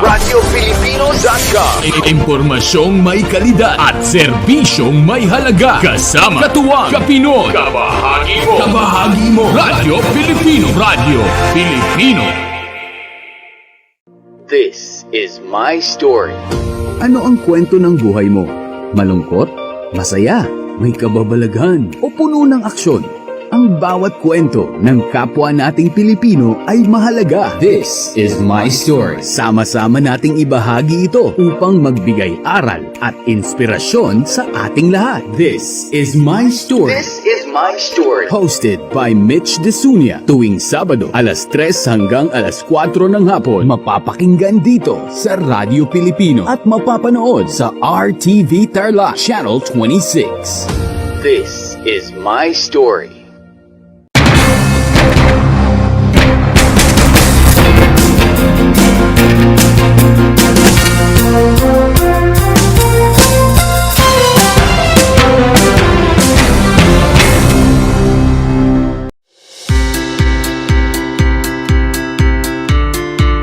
Upang matugunan ang mga kinakaharap na pagsubok ng mga guro at mag-aaral sa gitna ng kasalukuyang pandemya, nagsanib tulong sina Congressman Charlie Cojuangco ng unang distrito ng Tarlac, DEPED Region 3 Regional Director Dr. May B. Eclar at Tarlac Schools Division Superintendent Dr. Ronaldo Pozon para sa isang napapanahong proyekto na tinaguriang Project Shine, Aral TarlakHenyo.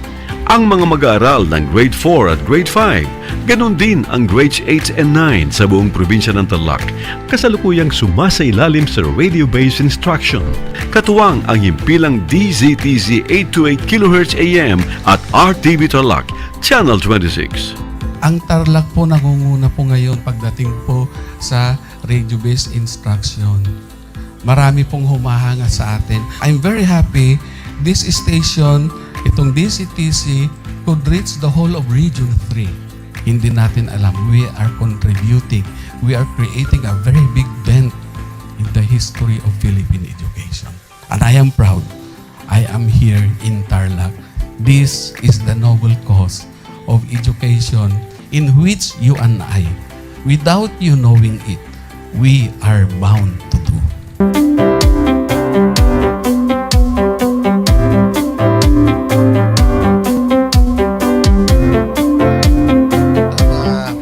Project natin na Project Shine is a natural consequence dahil sa nangyari sa buong mundo. Let's continue to work together.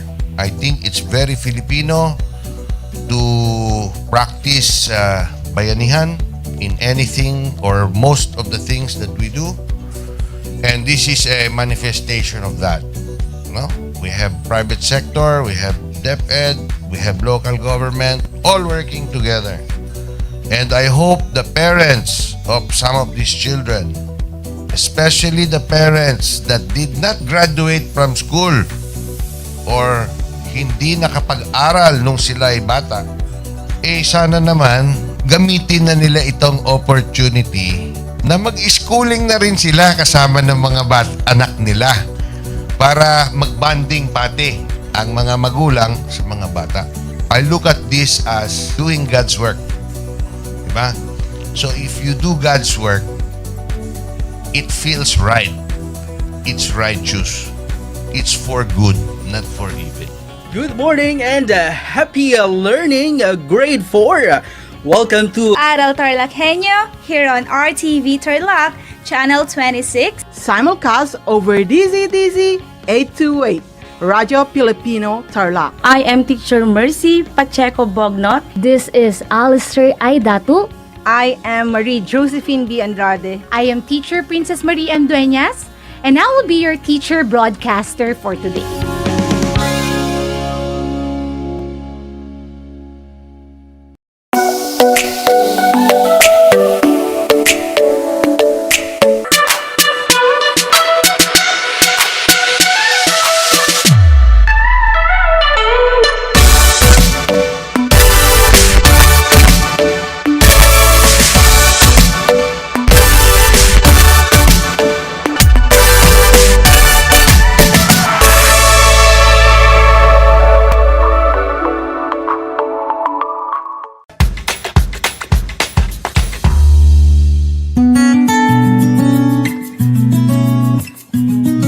Alam niyo ba na ang kinikilalang Guinness Book of World Records holder bilang pinakamaliit na commercially harvested fish ay isang sinarapan?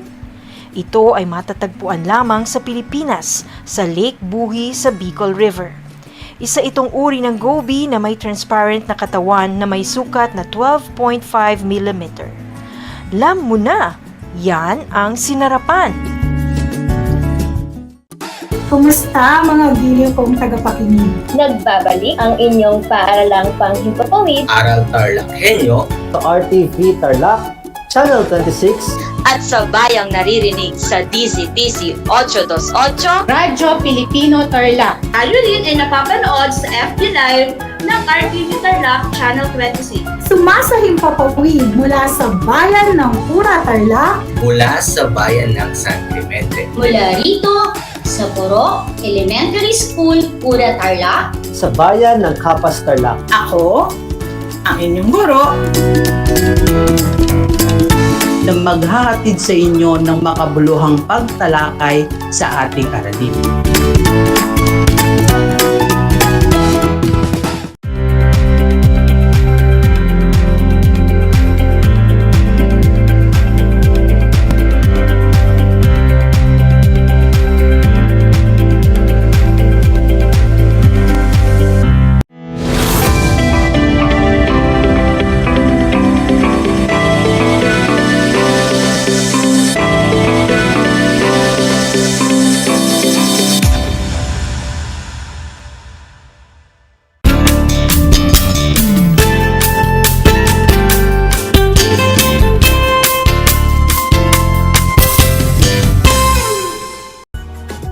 Welcome sa ating Project Shine, Aral TarlakHenyo ng Schools Division of Tarlac Province na kasalukuyang napapanood dito sa RTV Tarlac, Channel 26, gayon din sa Converge Cable Channel 100 at sa bayang napakikinggan sa 8 AM DZTC Radyo Pilipino Tarlac. Magandang buhay, mabuting tao! Kumusta na kayo mga ginigiliw naming tagapakinig? Ang aking pagbati at paghahanga sa pagpapahalaga ninyo sa inyong edukasyon at ang pagpupursige na matapos ito ng nagtatagumpay sa kabila man ng mga hamon ng pandemya. Ako ang inyong guro sa edukasyon sa pagpapakatao, Baitang 5, Binibining Carmela M. Santos. Sumasahimpapawid sa bayan ng Herona, lalawigan ng Tarlac, nasasamahan at gagabayan kayo sa inyong pampagkatuto sa Most Essential Learning Competency na nakapagsisimula ng pamumuno para makapagbigay ng kayang tulong para sa nangangailangan ng mga biktima ng kalamidad. Mga anak, makikita ninyo sa inyong screen ang self-learning module, maging ang learning activity sheet ng Project Regalo na siyang ating gagamitin sa ating talakayan ngayong umaga para sa aralin natin sa edukasyon sa pagpapakatao, Baitang 5. Natitiyak ko mga anak na kayo ay handang-handa na para sa pagsisimula ng ating bagong aralin sa araw na ito na may pamagat na pagbibigay ng tulong sa nangangailangan. Maging alerto o listo sa anumang impormasyong magbibigay sa atin ng inspirasyon, pag-asa at aral sa buhay na makatutulong sa atin upang tayo ay maging mabuting tao. Simulan na natin. Ang pagbibigay ng tulong sa ating kapwa mga anak ay bukal sa kalooban at pagpapakita ng ating pagpupusa na magbigay dahil wala itong hinihinging kapalit. At hindi rin nagbabase sa dami o sa kaunti, sa laki o sa liit, sa layo o sa lapit, at maging sa yaman o sa hirap man. Mga anak, marami tayong magagawa at maiisip na paraan upang maipaabot natin ang ating pagtulong sa ating kapwa. Tandaan na ang pagiging matulungin natin sa iba ang siyang nagbibigay daan sa ating sarili upang tayo ay maging mabuting tao. Mga anak, naranasan nyo na bang tumulong sa inyong kapwa? Ang makatanggap ng tulong mula sa inyong kapwa, ano ang inyong naging pakiramdam? Maaari ninyong i-type sa comment box o kaya naman ay isulat sa papel ang inyong kasagutan. Mga anak, parehong masaya at masarap sa pakiramdam ang magbigay ng tulong at tumanggap ng tulong mula sa inyong kapwa, lalong-lalo na sa panahon na kailangan nyo ito. At mga anak, ang gusto ko, huwag nyo makalimutan itong pakiramdam na to na masaya kayo, hindi lang para sa sarili ninyo, dahil kayo ay tumanggap ng tulong mula sa iba, kundi masaya at masarap ang pakiramdam ninyo para sa lahat. Dahil kayo mismo ay nakapagbigay ng tulong sa inyong mumunti at makakayang paraan. Ngayon naman, mga anak, ay nais kong balikan ninyo sa inyong mga isipan ang mga pangyayaring naganap noong mga nagdaang taon kung saan inyong nasaksihan, napanood o napakinggan ang pagbabayanihan at malasakitan ng ating mga kababayan para sa isa't isa noong panahon ng pagsubok at suliranin na dulot ng pandemyang COVID-19. Mga anak, apektado man tayong lahat ng COVID-19, ay marami pa rin sa ating mga kababayan ang nagpaabot ng kanilang tulong sa paraang kanilang kaya. Kayo mga anak, paano ninyo na ipaabot ang inyong pagtulong sa inyong kapwa noon at ngayong panahon ng pandemya? Ano-ano ang mga ginawa ninyong paraan upang maipakita at maipadama ang pagdamay ninyo sa inyong kapwa sa panahon ng pandemya? Maaari ninyong i-type sa comment box ang inyong mga kasagutan o kaya naman ay isulat ang mga ito sa inyong sagutang papel. Mga anak, kung ang sagot ninyo ay pagbibigay ng pagpapahalaga sa sakripisyo at serbisyo ng mga frontliners upang manatiling ligtas tayong lahat, kayo ay magaling mga anak. Kung ang sagot nyo pa ay ang pag-aalay ng panalangin at pagpapadala ng mensahe ng pag-asa sa bawat isa, araw-araw at gabi-gabi, kayo ay mahusay. Kung ang sagot nyo pa ulit, mga anak, ay ang pamamahagi ng pagkain at pamimigay ng mga face mask at face shields, kayo ay tama mga anak. At kung ang sagot nyo pa ulit ay ang pagpili na manatili na lamang sa ating mga tahanan at hindi na lumabas pa, lalo na sa mga bata, mga lolo at lola. Tumpak kayo mga anak. At kung ang ihahabol nyo pang sagot mga anak ay ang pagbobolontaryo ng oras o panahon upang maipakita at maipadama ang pagdamay sa ating kapwa sa panahon ng pandemya, kayo ay tama, magaling at mahusay. Magkaisa, magtutulungan, magbayanihan. Yan ang mensahe sa atin mga anak sa tuwing tayo ay nahaharap sa mga panahon ng sakuna, trahedya o kalamidad. Mga anak, ang kalamidad ay isang di inaasahang pangyayari na sanhi ng proseso ng kalikasan. Ito ay nagdudulot ng pagkawasak at panganib sa mga tinatamaan nito.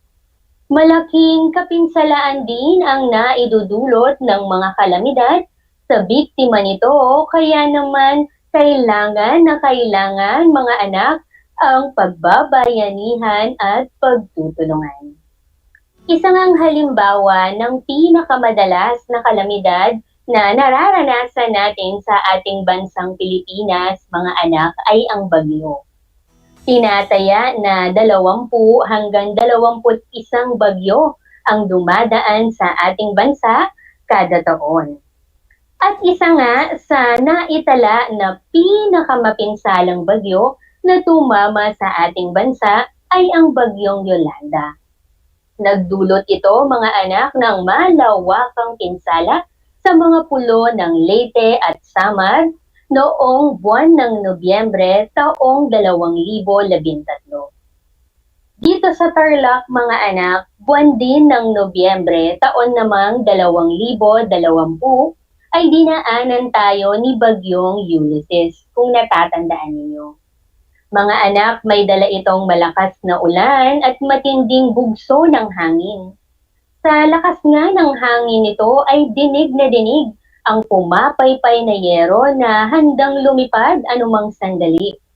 Karamihan sa atin mga anak ay hindi nakatulog, nag-aalala o nangangamba sa mga posible pang hindi magandang mangyari ng mga oras na yun. Mga anak, sa gitna ng pangyayaring ito, ang dapat at kailangan nating gawin ay tumulong sa abot ng ating makakaya. Nilalang tayo ng Diyos, mga anak, na may mga kamay at mga paa, hindi lamang upang gamitin ito sa ating pansariling kabutihan, kundi pati na rin sa pagtulong sa ating kapwa, lalong-lalo na sa panahon ng pangangailangan. Kayong mga kabataan, mga anak, ay may kakayahang tumulong at dumamay sa inyong kapwa. Maaari kayong magsagawa ng paglikom ng donasyon at paghihikayat sa mga kabataan na tulad ninyo sa inyong komunidad na magbalot at mamahagi ng mga bagay-bagay na tutugon sa pangangailangan ng mga naapektuhan. Mga anak, ang pagtulong nating ito ay hindi lamang nalilimitahan sa pagbibigay ng mga material na bagay na tulad ng damit at pagkain. Maaari rin tayong tumulong at dumamay sa pamamagitan ng pagbobolontaryo o kaya naman ay pagpapakalat ng tama, totoo o lehitimong impormasyon ukol sa mga sakuna, mga trahedya o kalamidad. At syempre mga anak, huwag natin kalilimutan ang acrostic na pagtulong. Pagbibigay ng oras o lakas, anumang panahon kailanganin. Gamit ang puso ay darating, tutulong ng di naghihintay ng kapalit. Uunahin ang kapakanan ng iba, lalo na ng mga kapamilya at kaibigan. O kahit pa nga mga di kakilala, nandyan saan paman, gagawa ng kabutihan. Mga anak, sa pagpapatuloy ng ating aralin ay may balita kayong mapakikinggan. Habang kayo ay masusing nagbabasa at atentibong nakikinig sa ating balita, ay nais ko mga anak na suriin ninyo kung paano nagpamalas ng pagbibigay ng tulong sa nangangailangan, lalong-lalo na sa mga biktima ng kalamidad, ang dalawang kabataang makikilala ninyo sa ating balita. Natitiyak ko mga anak na handa na kayong magbasa at makinig, kaya naman umpisahan na natin. Ang pamagat ng balita na ating babasahin at pakikinggan ay tulong para sa mga biktima ng Bagyong Yolanda na isinulat ni Constancia B. Paloma. Ang paggawa ng gomang bracelet ay isang aliwan para sa maraming mga bata. Subalit hindi ito ang dahilan ng dalawang kabataan na sina Malaya at Tala David upang gumawa ng maraming bracelet. Sapagkat ipinagbili nila ito at nakalikom sila ng pondong 100,000 dolyar para sa mga biktima ng Bagyong Yolanda. Mga anak, napakamalikhain naman ng dalawang kabataan na sina Malaya at Tala David. Naisip nila na yung paggawa nila ng gomang bracelet na libangan lamang nila ang siyang magbibigay daan upang makapagpaabot sila ng tulong pinansyal para sa mga naapektuhan ng mapaminsalang bagyo na Bagyong Yolanda. Ang pondong naipon ng 10 taong gulang na si Malaya David at ng kanyang 13 taong gulang na kapatid na si Tala, parehong ipinanganak sa Berkeley, California, USA, ay nagbigay ng donasyon upang makapagpatayo ng paaralan na may 4 na silid sa Maribi, Tanawan Leyte.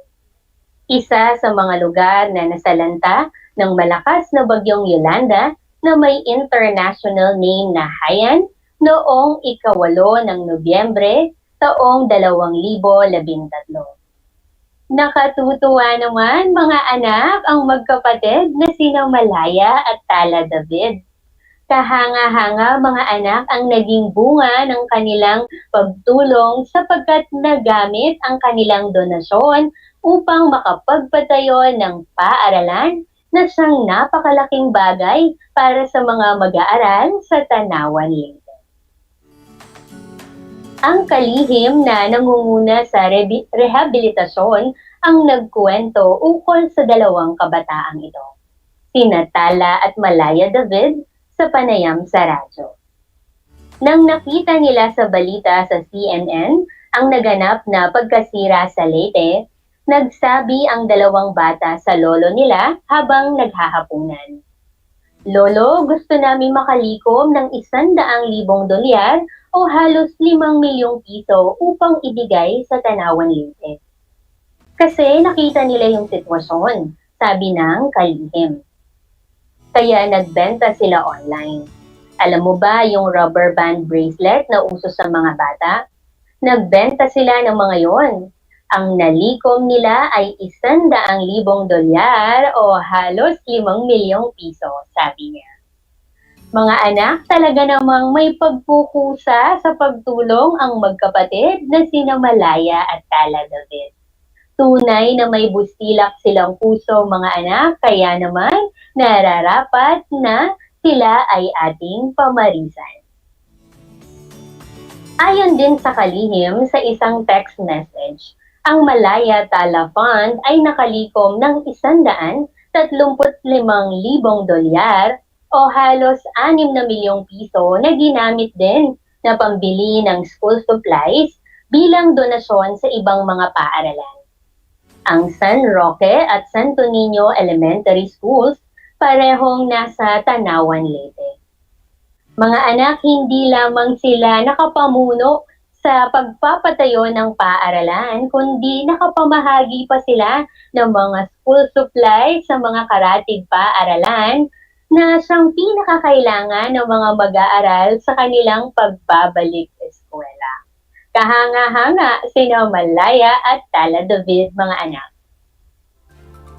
Dagdag pa ng kalihim, ang lolo ng mga bata na si Amado David ay personal na nagtungo sa probinsya upang dumalo sa groundbreaking ceremony ng paaralan kung saan ikwinento niya kung paano nakalikom ng malaking pondo ang kanyang mga apo. Ang pakikinig sa kwento ng lolo tungkol sa dalawang bata ay nakakapanindig balahibo, sabi ng kalihim. Mga anak, saludo ako kina Malaya at Tala David. At alam ko na taos sa puso rin ang pasasalamat ng mga mag-aaral sa Tanawan Leyte dahil sa inihatid nilang pag-asa ng pagbangon. Mga anak, nagustuhan niyo ba ang ating balita? Atentibo ba kayong nakinig? Kung ang sagot ninyo ay opo, binabati ko kayo mga anak. Natitiyak kong naunawaan ninyo ang balita, kaya naman masasagutan nyo ng wasto ang 5 katanungang inihanda ko para sa inyo. Sa mga nakasubaybay sa Facebook Live ng RTV Tarlac Channel 26, i-type ninyo sa comment box ang inyong mga kasagutan. Sa lahat naman ng nanonood sa telebisyon at nakikinig sa radyo, isulat ang inyong mga sagot sa inyong sagutang papel. Para sa aking unang katanungan, ano ang katangian ng 2 bata sa balita na gumawa ng maraming bracelet na goma? Kung ang sagot ninyo mga anak ay sila ay matulungin, mapagmalasakit at mapagkawang gawa, kayo ay magaling mga anak. Para sa aking pangalawang katanungan, ano ang dahilan nila sa paggawa ng maraming bracelet na goma? Kung ang sagot ninyo mga anak ay upang ipagbili ito at makalikom ng pera na kanilang ipantutulong sa mga nasalanta ng bagyo, kayo ay mahusay mga anak. Para sa aking pangatlong katanungan, kung kayo ay nagbabalak tumulong sa mga nasalanta ng bagyo, ano ang susubukan ninyong gawin? Kung ang sagot ninyo mga anak ay iipunin ang mga damit at gamit na maaari pang pakinabangan at ipamahagi, tama kayo mga anak. At sa aking pang-4 na katanungan, ang pagkakawang gawa ba ay dapat lamang gawin sa panahon ng sakuna? Ipaliwanag. Mga anak, kung ang sagot ninyo ay hindi po, dahil ang pagtulong ay nararapat na ipamalas sa lahat ng panahon at pagkakataon, tunay na kamangha-mangha ang inyong kasagutan. At para sa aking pang-5 at panghuling katanungan mga anak, sa paanong paraan masusukat ang pagkakawang gawa ng isang tao? Kung ang sagot ninyo mga anak ay sa pamamagitan ng pagtulong sa nangangailangan, at sa mga biktima ng sakuna, trahedya o kalamidad, tumpak kayo mga anak. Alam ko na napakarami ng aral na natutuhan ninyo mula kina Malaya at Tala David. Tunay na ipinaaalala sa atin mga anak ang mensahe na wala sa edad ang pagtulong at wala ring sa layo o distansya.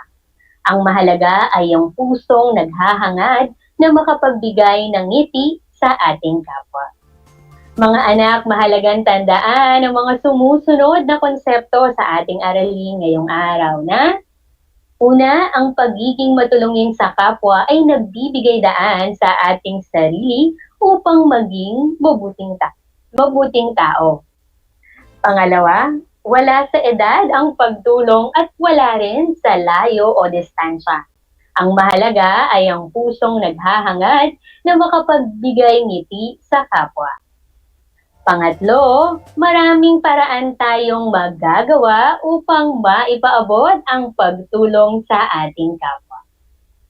Pang-4, ang pagtulong sa kapwa ay bukal sa kalooban at pagpapakita ng pagkukusa na magbigay dahil wala itong hinihintay na kapalit at hindi rin nagbabase sa laki o sa liit, sa dami o sa kaunti, sa layo o sa lapit, at sa yaman man o sa hirap.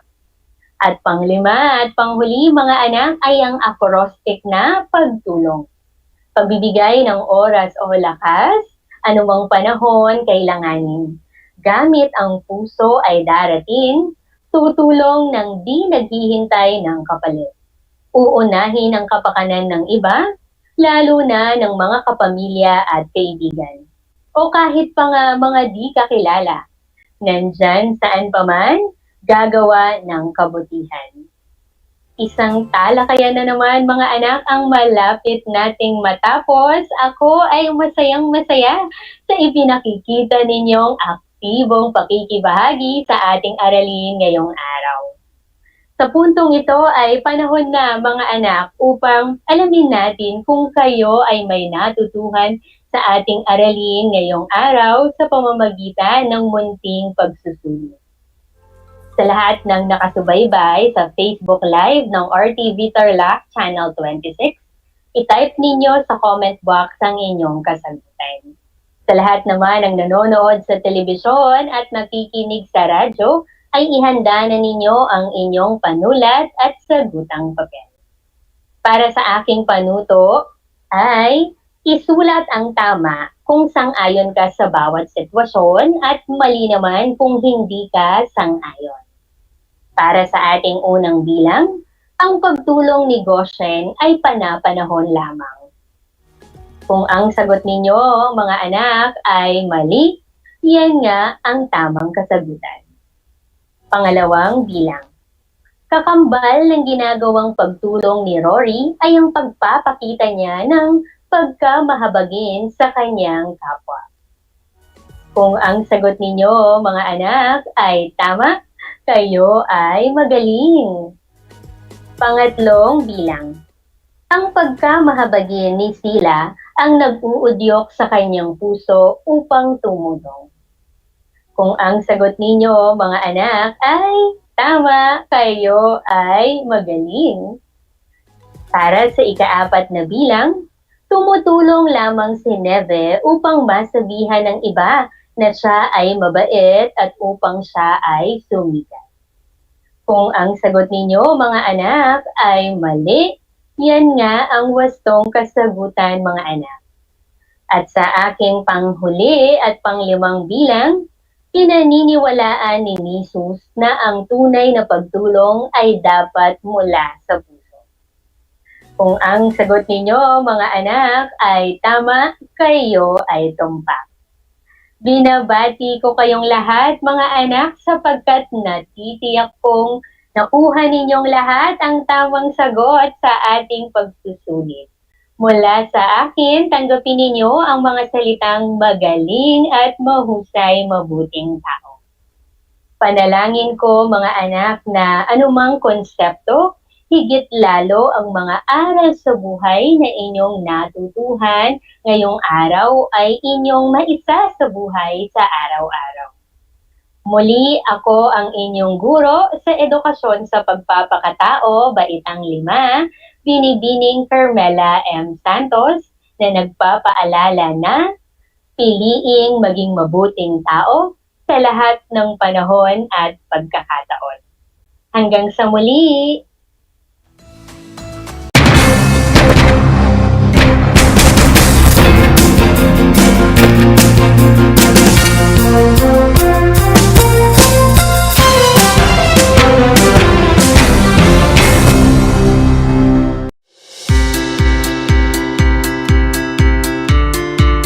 Upang matugunan ang mga kinakaharap na pagsubok ng mga guro at mag-aaral sa gitna ng kasalukuyang pandemya, nagsanib tulong sina Congressman Charlie Cojuangco ng unang distrito ng Tarlac, DEPED Region 3 Regional Director Dr. May B. Eclar at Tarlac Schools Division Superintendent Dr. Ronaldo Pozon para sa isang napapanahong proyekto na tinaguriang Project Shine, Aral TarlakHenyo.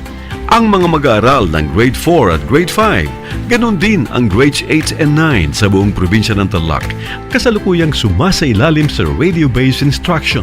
Katuwang ang himpilang DZTZ 828 kHz AM at RTV Tarlac, Channel 26. Ang Tarlac po nangunguna po ngayon pagdating po sa radio-based instruction. Marami pong humahanga sa atin. I'm very happy this station Itong DCTC could reach the whole of Region 3. Hindi natin alam, we are contributing, we are creating a very big dent in the history of Philippine education. And I am proud, I am here in Tarlac. This is the noble cause of education in which you and I, without you knowing it, we are bound to do.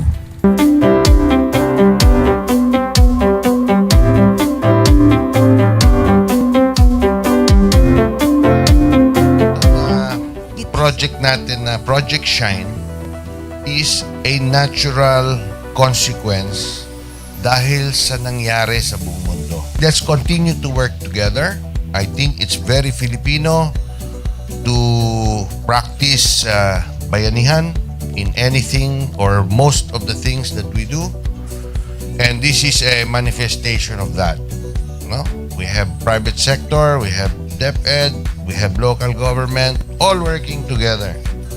And I hope the parents of some of these children, especially the parents that did not graduate from school or hindi nakapag-aral nung sila ay bata, sana naman gamitin na nila itong opportunity na mag-schooling na rin sila kasama ng mga anak nila para mag-bonding pati ang mga magulang sa mga bata.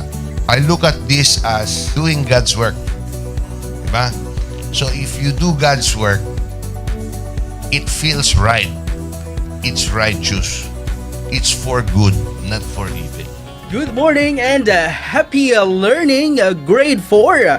Welcome to Aral TarlakHenyo here on RTV Tarlac, Channel 26. Simulcast over DZDZ 828, Radio Filipino Tarlac. I am Teacher Mercy Pacheco Bognot. This is Alistair Aidatu.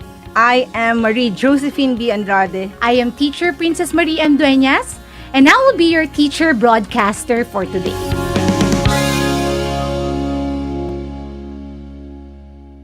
Did you know that children learn more when they initiate an activity and are actively engaged in it? This is your science teacher broadcaster, Princess Diana L. Ronquillo for Aral TarlakHenyo. Let's learn science together on Aral TarlakHenyo. Catch us live every Monday to Friday from 8:30 a.m. to 5:30 p.m. Watch Aral TarlakHenyo on RTV Tarlac, Channel 26, simulcast over Radyo Pilipino, DZTC 828 kHz, and stream live on FB page and YouTube channel of RTV Tarlac, Channel 26.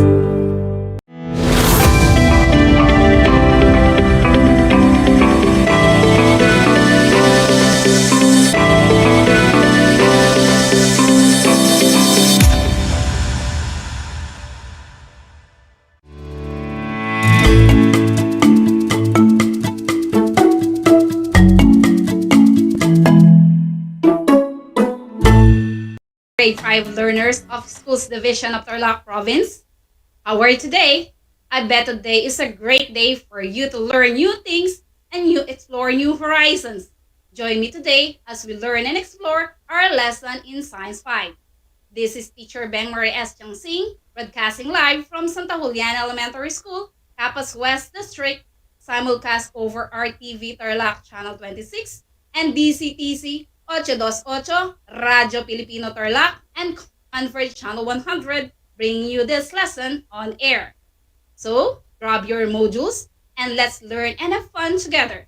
Make sure you are in your most comfortable spot so that you can actively participate in our lesson.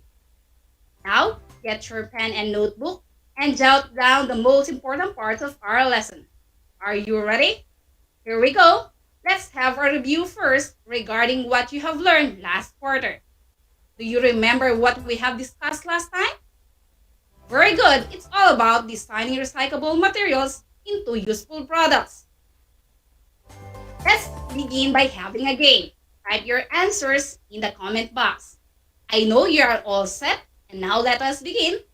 Use a happy emoji in your comment box if the picture shows a recycled materials, and a sad emoji if it is not.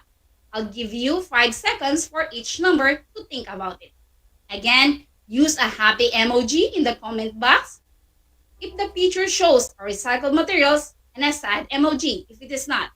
I'll give you 5 seconds to answer each question. In our first picture, does the materials use a recyclable material? Again, in our first picture, does the material use a recyclable material? Okay, my dear learners, time's up. The answer in number 1 is happy face because the base is made of used plastic bottle. Next, in our second picture, does the material use a recyclable material? Again, in our second picture, does the material use a recyclable material? Time's up, kids. The answer here is sad face because the material was not made by any recyclable material. How about in the third picture? Does the bag use a recyclable material or not? Again, in our third picture, does the bag use a recyclable material or not? In this picture, it shows a recyclable materials was used in making a bag. So the answer is happy face. In this picture, do you think it is happy emoji or not? Again, in this picture, do you think it is happy emoji or not? In this picture, it is sad face because the bag was not made by any recyclable material. And lastly, does the object below use a recyclable material or not? Again, does the object below use a recyclable material or not? In the fifth picture, it is happy face because the materials was made by recyclable magazine. My dear learners, you can do this origami at home. Very good, children. You got all answers right. And I'm glad that you actively participate in our game. And now, we will having our practice exercise. Fill the missing letters to get the correct answer. I'll give you 3 seconds each question. Again, fill the missing letter to get the correct answer. I'll give you 3 seconds each question. Number 1, what word do you think is this one? Time's up. Very good. The correct answer is penis. Next, fill the missing letter. Okay, kids, time's up. The correct answer is scrotum. Number 3, what word do you think is this one? Very good. The word that we got is testes. Number 4, what word is this one? Time's up. The correct answer is glans. Number 5, what do you think is this one? Very good, children. The correct answer is urethra.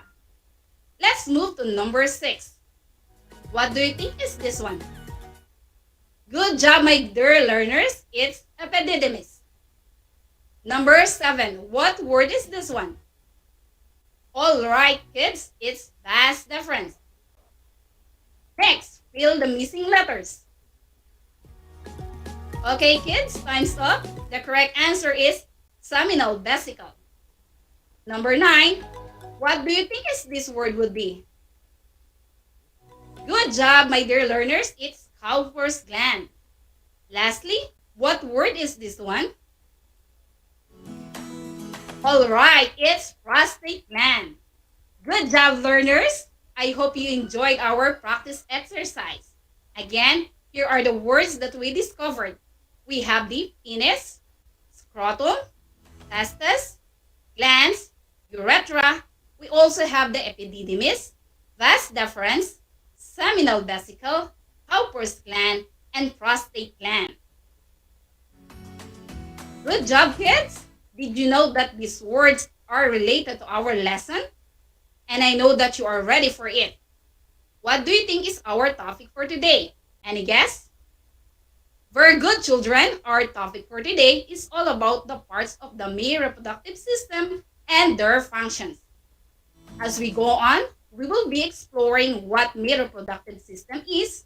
Are you now ready? Here we go. My dear learners, have you ever wondered how human beings multiply? Do humans reproduce? Take a moment and think about it. We came from our parents. The chicks came from their parents' chicken. and plants came from their parents' plants. Human, animals, and plants have one thing in common. They all reproduce and has the ability to have an offspring. When one or two living things produce, they are involved in the whole process called reproduction. Reproduction is the process through which living things produce other living things of their own kind. Now, we will study first the male reproductive system. A male reproductive system is composed of several organs. It is responsible for producing sperm cells and hormones. A sperm cell is important to fertilize an egg cell. Hormones are responsible for the development of adult male characteristics.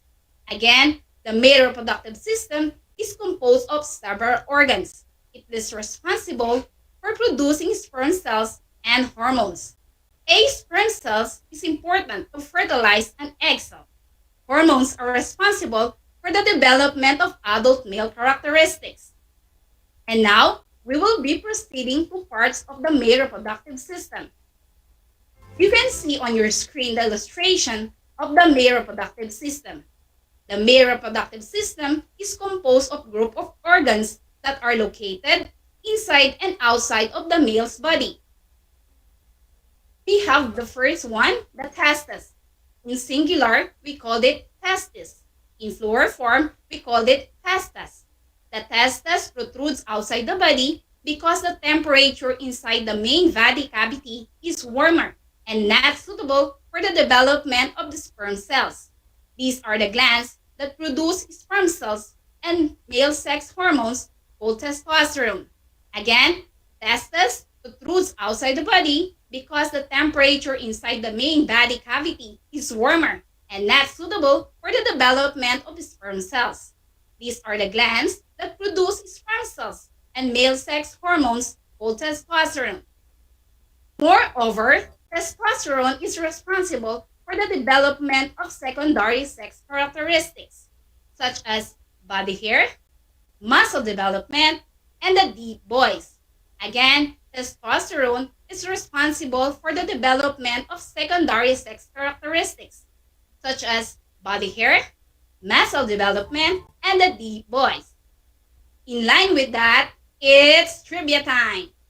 Sperm cells is one of the smallest cells in the body. Did you know that male can produce an average of 5 million in just a single drop of semen? And only one is needed to fertilize an egg. Again, sperm cells is one of the smallest cells in the body. Did you know that male can produce an average of 5 million in just a single drop of semen? And only one is needed to fertilize an egg cell. Next one, we have the scrotum. It is the pair of pouch-like sacs that supports the testes. It also controls its temperature because the testes must be slightly cooler than the body to produce sperm cells. Again, scrotum. It is a pair of pouch-like sacs that supports the testes. It also controls its temperature because the testes must be slightly cooler than the body to produce sperm cells. Next, we have the epididymis. It is a narrow cold tube that stores immature sperm cells until they mature and they are where temporarily stored before the release. Again, epididymis, it is a narrow cold tube that stores sperm cells until they mature and where they are temporarily stored before the release. Next, we have the vas deferens. It is a long, muscular tube that serves as the passageway of the sperm cells released from the testes. It also connects the testes to the seminal vesicle and urethra. Again, vas deferens, it is a long, muscular tube that serves as the passageway of the sperm cells released from the testes. It also connects the testes to the seminal vesicle and urethra. Next, we have the seminal vesicle. These are the sac-like pouches attached to the vas deferens. It contributes to the semen production. Again, seminal vesicle. These are the sac-like pouches attached to the vas deferens. It contributes to the semen production.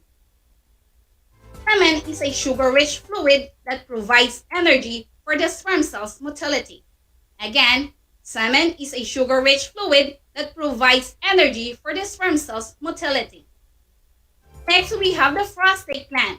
It is a walnut-sized gland located between the bladder and the penis that secretes fluid which nourishes and protects the sperm.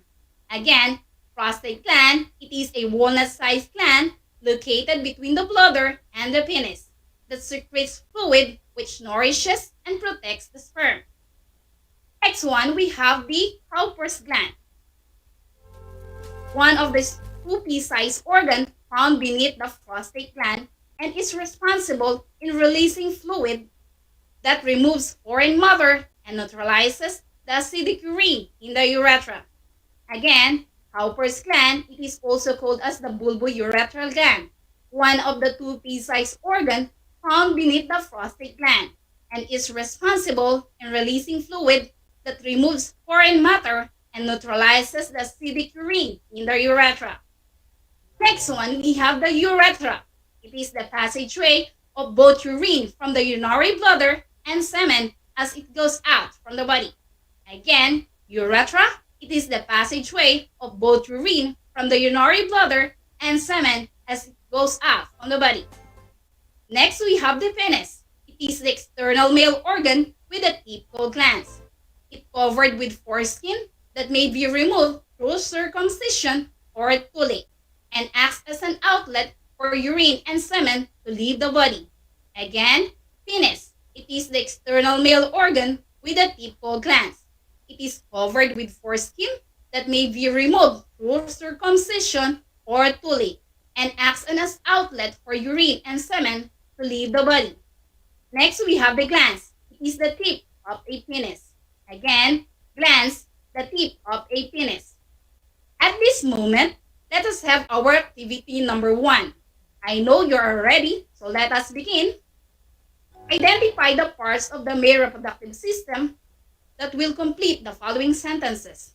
Choose your answer in the box. I'll be giving you 5 seconds each number. Again, identify the parts of the male reproductive system that will complete the following sentences. Choose your answer in the box. I'll be giving you 5 seconds each number. Number 1.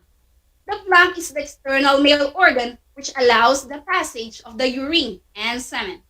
Again, the blank is the external male organ which allows the passage of the urine and semen. Now let's check your answer. The answer in number 1 is penis, because the penis is the external male organ which allows the passage of the urine and semen. Again, the answer in number 1 is penis, because the penis is the external male organ which allows the passage of the urine and semen. Number 2, the skin covering the testes, which is a sac-like structure, is called blank. Again, the skin covering the testes, which is a sac-like structure, is called blank. Number 2, the correct answer is scrotum, because the skin covering the testes, which is a sac-like structure, is called scrotum. Again, the correct answer in number 2 is scrotum, because the skin covering the testes, which is a sac-like structure, is called scrotum. Number 3, the blank is a narrow cold tube which stores immature sperm cells. Again, the blank is a narrow cold tube which stores immature sperm cells. In number 3, the correct answer is epididymis, because the epididymis is a narrow cold tube that stores immature sperm cells. Again, the answer in number 3 is epididymis, because the epididymis is a narrow cold tube which stores immature sperm cells. Number 4, the blank protrudes outside the body and stores sperm cells.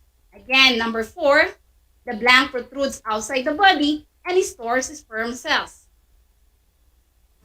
Number 4, the correct answer is testes, because the testes protrudes outside the body and produces sperm cells. Again, the answer in number 4 is testes, because the testes protrude outside body and produce sperm cells. Number 5, the blank serve as the passageway of both urine from the urinary bladder and semen. Again, the blank serve as the passageway of both urine from the urinary bladder and semen. Lastly, the correct answer in number 5 is urethra, because the urethra serves as the passageway of both urine from the urinary bladder and semen. Again, the answer in number 5 is urethra, because the urethra serves as the passageway of both urine from the urinary bladder and semen. For our next activity, read each item carefully, then identify the parts of the male reproductive system being described. Choose your answer in the parentheses. Again, read each item carefully, then identify the parts of the male reproductive system being described. Choose the correct answer in the parentheses. I know you are glad and ready, so let's begin. Choose among the two. Urethra or vas deferens serve as the passageway of the sperm cells released from the testes. Again, choose from among the two. Urethra or vas deferens. It serves as the passageway of the sperm cells released from the testes. Next, choose among the two. Scrotum or testes, responsible in releasing fluid that removes foreign matter. Again, choose among the two. Cowper's gland or testes, responsible in releasing fluid that removes foreign matter. Number 3, choose among the two. Seminal vesicle or penis, produces a sugar-rich fluid that provides energy to sperm cells motility. Again, choose among the two. Seminal vesicle or penis, produces a sugar-rich fluid that provides energy for the sperm cells motility. Number 4, choose among the two. Scrotum or prostate gland. It secretes fluid that nourishes and protects the sperm. Again, choose among the two. Scrotum or prostate gland. It secretes fluid that nourishes and protects the sperm. Number 5, choose among the two. Testes or glands, the tip of a penis. Again, choose among the two. Testes or gland, the tip of a penis. Alright kids, let us now check your work. Are you now ready? So let us begin. The answer in number 1 is vas deferens, because vas deferens serve as the passageway of the sperm cells released from the testes.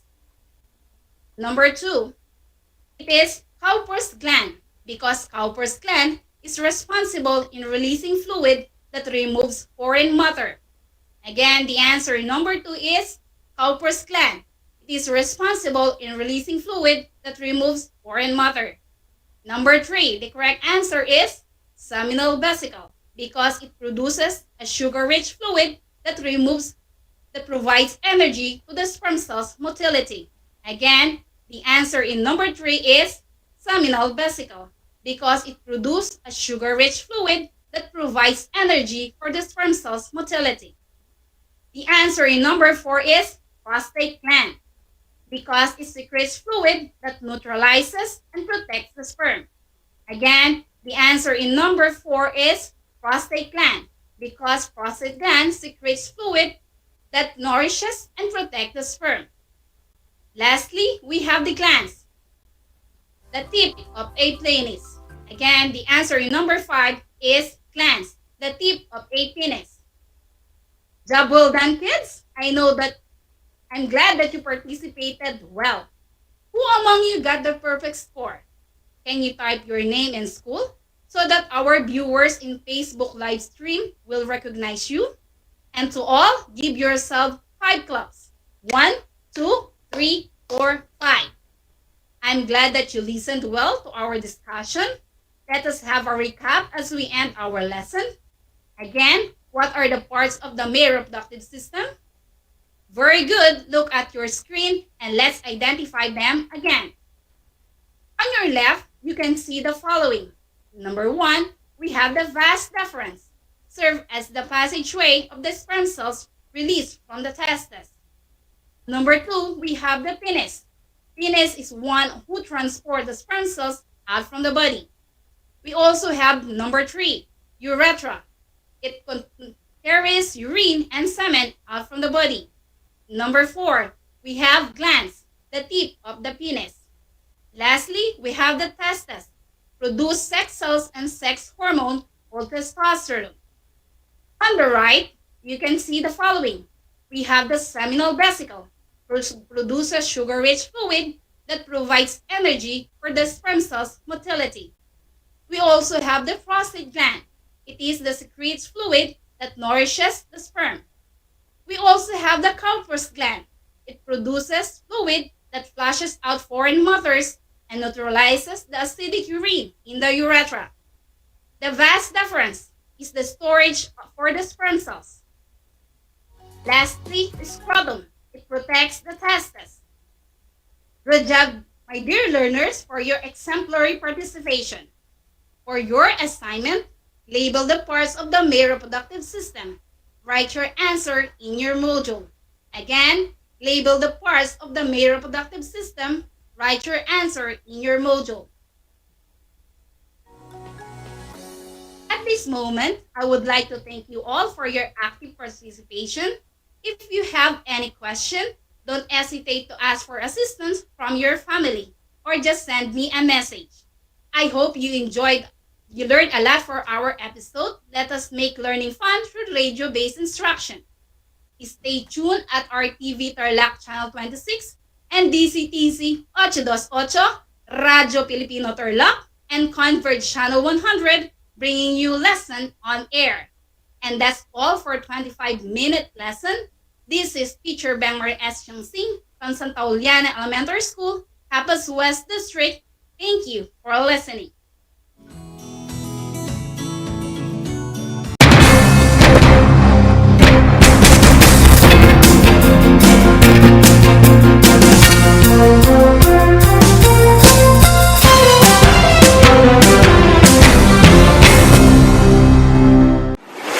Kabahagi mo Radyo Pilipino. Impormasyong may kalidad, serbisyong may halaga, saan mang bahagi ng Pilipinas. On air. Saan mang bahagi ng mundo. Online. Ano mang uri ng pamumuhay. Kasama, katuwang, kapinoy. Kabahagi mo Radyo Pilipino. Radyo Pilipino. Gutom ka ba sa impormasyon? May na-miss ka bang subject at leksyon? Gusto mo bang alalahanin ang nakaraan o dagdagan ang iyong kaalaman? Lahat yan alamin natin because the professor is in. Professor on air and online. Kasama si Professor Willie Perez. Isang oras na kaalaman, isang oras na makabuluhan. Professor on air. Mamangha at tumawa sa mga tips at trivia. Sa gabay at tanong, sagot ka rin niya. Professor on air and online. Kasama si Professor Willie Perez. Tuwing Sabado, alas 10 hanggang alas 11 ng umaga. Mapapakinggan sa Radyo Pilipino at mapapanood sa RTV Tarlac Channel 26. Professor on air.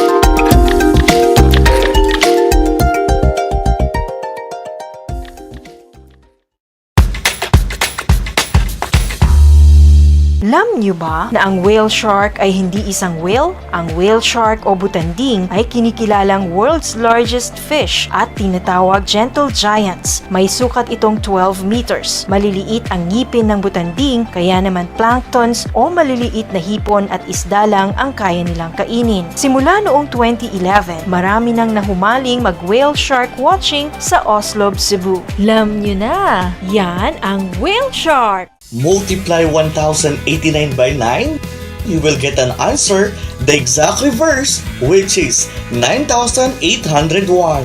My name is JRP Duldulao, your teacher broadcaster on Aral TarlakHenyo. For more math trivia and answers to your math questions, catch Aral TarlakHenyo every Monday to Friday from 8:30 a.m. to 5:30 p.m. Learning math is so much fun!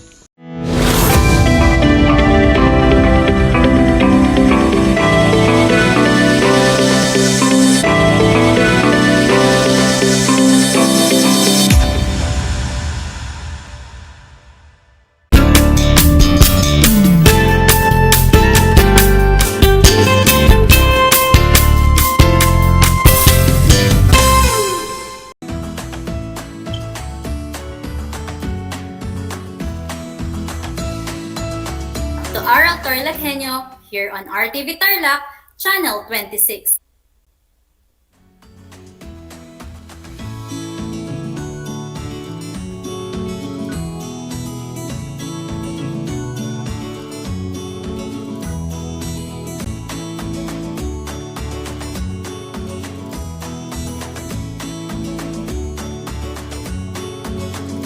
Everyone, especially to the grade 5 learners. Welcome to Aral TarlakHenyo here on RTV Tarlac, Channel 26 and Channel 100 via Converge cable. This is simulcast over DZTC 828 Radyo Pilipino Tarlac. I am Teacher Annie D. Makapulay, your teacher broadcaster for Mathematics Grade 5. Broadcasting live from Concepcion, Tarlac. We are now on the second quarter of the school year. Congratulations for successfully going through our first quarter topics. Today marks our first topic. Join me for the next 25 minutes of our exciting and fun learning discussion today. Before we start, kindly check if you have the following: your pen, your paper, and your self-learning modules.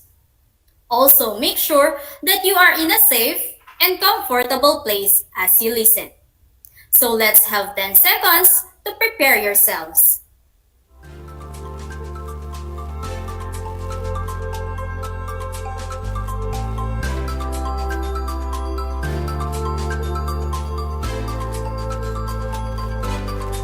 I guess you are all set. For today's lesson, let us discuss decimals. Now let us begin our journey of the place value and the value of a digit of a given decimal number through 10,000s and reading and writing decimals.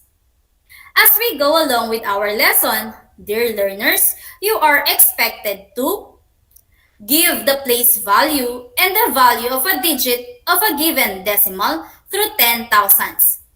Read and write decimals through 10,000s. From the last quarter, we have learned all about fractions, knowing that fractions represents a part of a whole. Now moving on to our new quarter, we have to understand decimals. Fractions and decimals represent the relationship of part by whole. In both fractions and decimals, we represent the whole by 1. Fractions and decimals are somehow similar because both are ways to express partial numbers. We encounter decimals every day, everywhere. Have you noticed it? Your height, your weight, the candy you bought at the store. The term decimal is derived from the Latin word decimus, which means tenth. This implies that decimals have 10 as its base, where 1/10 is less than 1. Therefore, decimal number can be defined as a number whose whole number part and the fractional part is separated by a decimal point. Presenting on the screen are what the decimal numbers look like. Like this one. The period is what we call the decimal point, and the number to the right are the decimal numbers. The number to the left of the decimal point is the whole number. In this episode, we will learn the value and the place value are two different things. Do you have any idea about the two terms? Let us find out. Remember that place value is the position of the digit in a number. It determines the value that the number holds, while the value of a digit in a given decimal is the product of that digit, holding the decimal place and the value of that position. Here is a place value chart. This will help us to identify the place value of numbers. Remember that the decimal point is the origin to plot the numbers correctly. Let's have this situation. To further understand this, meet Michael.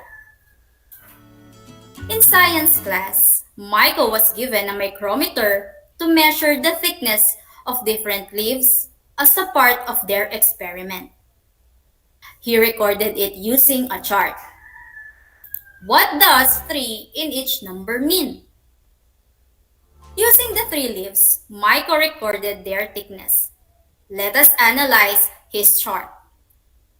The record shows that upo leaf has a thickness of 3,157 10,000 centimeters. Gumamela has 329 10,000 centimeters. And mango has 2,138 10,000 centimeters. Now, we are looking for the meaning of number 3 in each number. How can we identify each? Correct! We'll be using the place value chart. To answer the question, let us use the place value chart. We use a place value chart to identify the place value of a digit of a given decimal through 10,000s. Help me to plot the numbers exactly. Remember that the period falls on the decimal point. Let's start with the upo leaf. 0 on the ones, 3 on the tens place, 1 on hundreds, 5 on the thousands, and 7 on the 10,000s place. Next is the gumamela leaf. Let us plot the numbers exactly. There you have it. Lastly is the mango leaf. Plotting it correctly will make it easy for us. Now we are done plotting them. The digit 3 in each number occupies a different place. 3 in 3,157 10,000s means 3 times 1 over 10 is 3 over 10. 3 over 10 is equal to 3 tenths. Its place value falls under the tens place using the chart, while its value was determined by multiplying the digit to its placeholder, which is 1 over 10.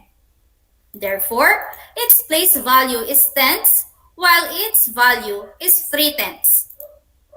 Moving on to the next leaf, 3 in 329 10,000s mean 3 times 1 over 100 is equal to 3 over 100, while 3 over 100 is equal to, yes, 3 hundredths in decimal form.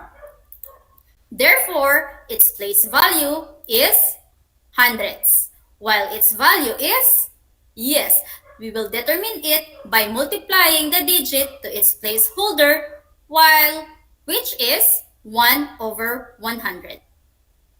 Therefore, the place value is hundredths and its value is 3 hundredths. Lastly, in 3 in 2,138 ten thousandths means 3 times 1 over 1,000 is equal to 3 over 1,000. 3 over 1,000 is equal to, correct, 3 thousandths in decimal form. Therefore, its place value is thousands, while its value is determined by multiplying the digit to its placeholder, which is 1 over 1,000. The place value is thousands and its value is 3 thousandths.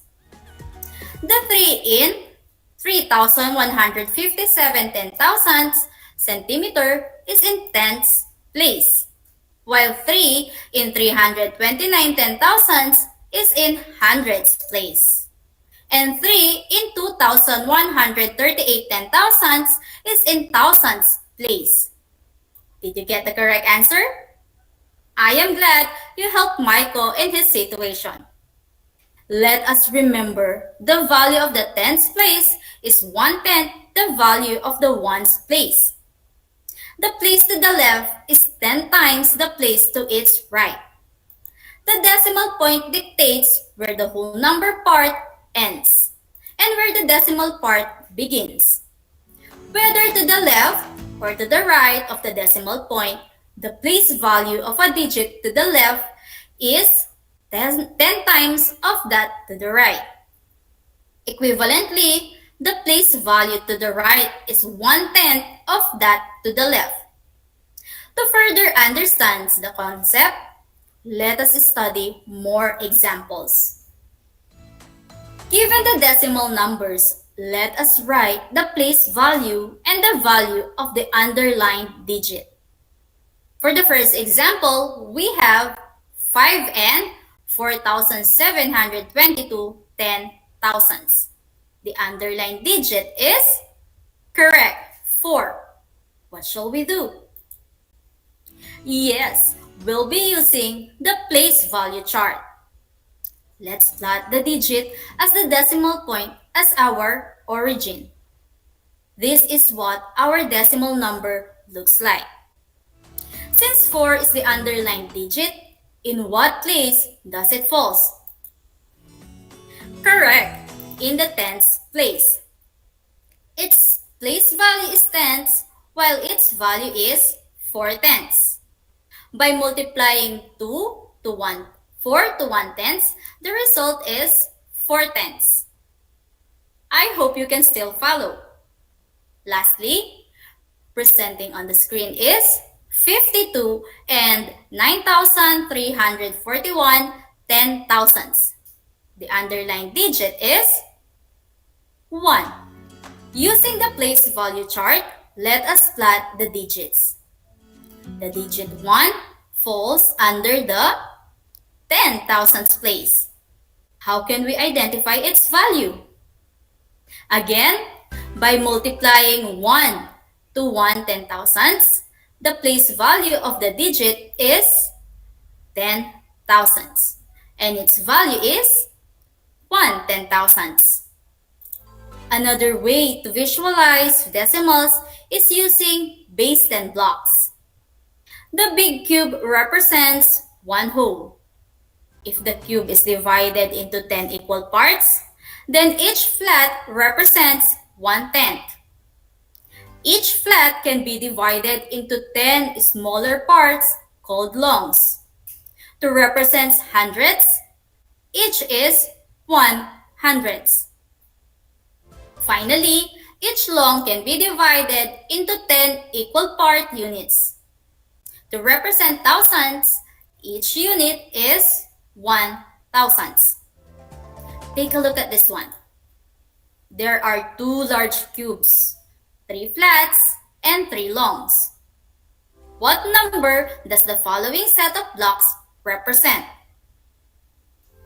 Let us see if you get the correct answer. There are 2 large cubes, so the ones digit is 2. There are 3 1/10 parts or the flats, so the tens digit is 3. There are three 100 parts or the longs, so the hundredths digit is 3. Therefore, the blocks represent the decimal 2 and 33 hundredths. Now that we all understood how to identify the place value and the value of the given number, I am thinking, how can we read and write these decimal numbers? Have you wondered too? I know you can also understand on how to read and write decimals. Just listen carefully. To read and write decimals properly, we need to master what all the decimal place values are. Let's have this situation. The exchange rate affects the cost of servicing on the country's foreign debt. The exchange rate of a peso to a dollar on May 18, 2020 amounted to 50 pesos and 5,880 10,000 centavos per dollar. How do we read this number? Here is the step-by-step process. First is to write the digits in the appropriate boxes of the place value. Make sure to plot them correctly. Next is to read the number to the left of the decimal place as whole number. This is read as 50. Then read the decimal point as n. Now this is read as 50n. And then read the number to the right of the decimal whole number. Now this one is read as 5,880. And lastly, when you're done reading the number to the right of the decimal point, say the place value of the last digit. In 5,880, the last digit is 0. And its place value is 10,000. So, it will be read as 5,880 10,000. Therefore, this number will be read as 50 and 5,880 10,000. Did you follow the steps correctly? Let's see on these examples. Presented on the screen is a decimal number. Now, how will you read this one? Alright, let's follow the steps. With a given decimal, take note that the whole number part of the decimal is 0. In this case, we proceed from step 1 directly to step 4 without performing steps 2 and 3. Now let us write the digits in the appropriate boxes of the place value chart. Proceeding to step 4, we will read the number to the right of the decimal point as whole number. It is read as 15. Now when you're done reading the number to the right of the decimal point, say the place value of the last digit. So you will read this as correct, 15 hundredths. Clearly, when the decimal has no whole number part, you just say the decimal name. Great work for following the steps correctly. Now that you know how to read, let's see if you can write these numbers. Given the decimal word, 35 10,000s, how will you write it?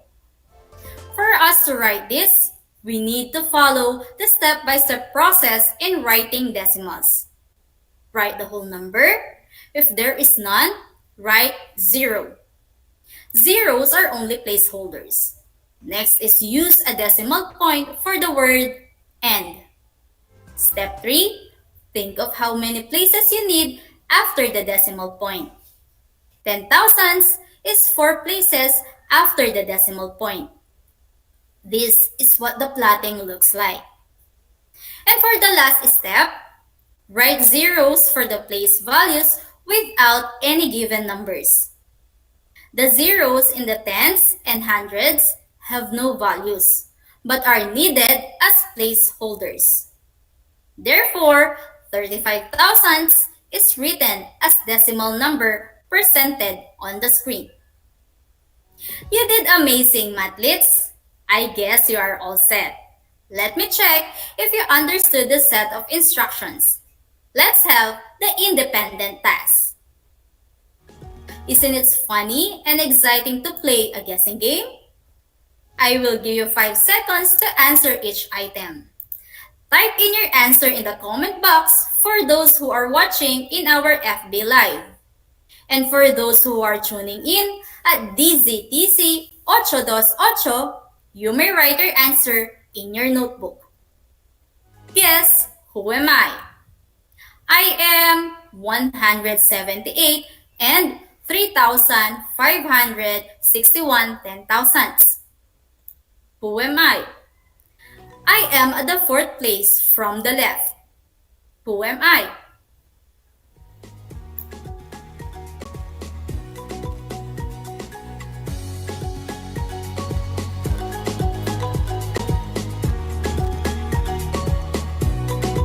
Correct. I am 3/10.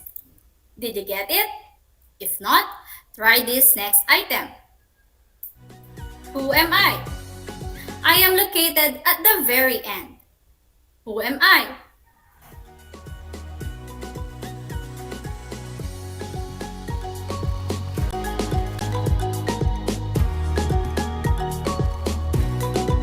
Nice! I am 1/10,000. You're doing great, Matlits. Next is, who am I?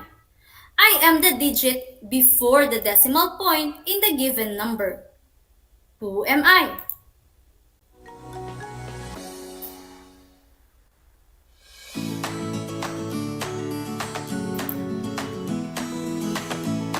Correct!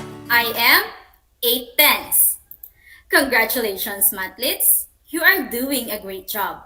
I'm sure that you can still answer the following activities well. For the second set of activities, all you have to do is to read the decimal numbers presented on the screen. 5 seconds will be given to each item. Are you ready? Let's start. For the first item, read the decimal number presented on the screen.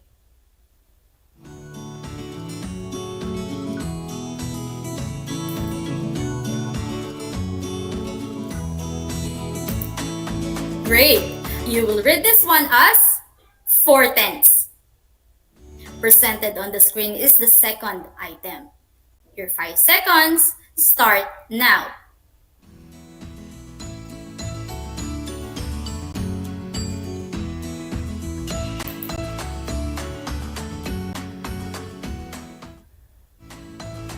Correct. It will be read as 98 and 75 10,000s. Great job, Matlits! Just keep on commenting your answers to be acknowledged. And for our last activity, let us do it the other way around. Write in standard decimal form. Are you ready? Your 5 seconds will be given on each item. How will you write 34 and 351 10,000s in figures? 5 seconds, start now.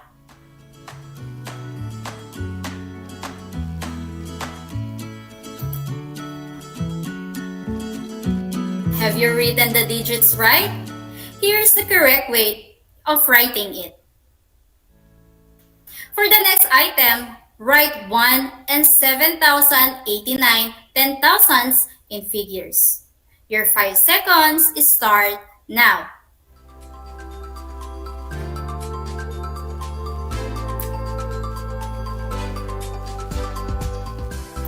This is how you write 1 and 7,089 10,000s in digit. Congratulations, kids! I am happy that you all understood our topics. Before ending our episode, I want you to reflect on this situation. When asked to identify the place value of 5 in 34 and 56 hundredths, your classmate answered once.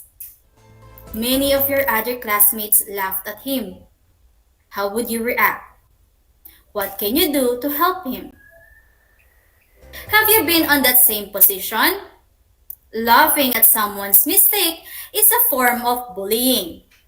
Remember that instead of laughing your classmate's mistake, try to find ways to help him to find the correct answer or the correct ways to understand the keynotes. Laughing at someone's mistake has no positive effect.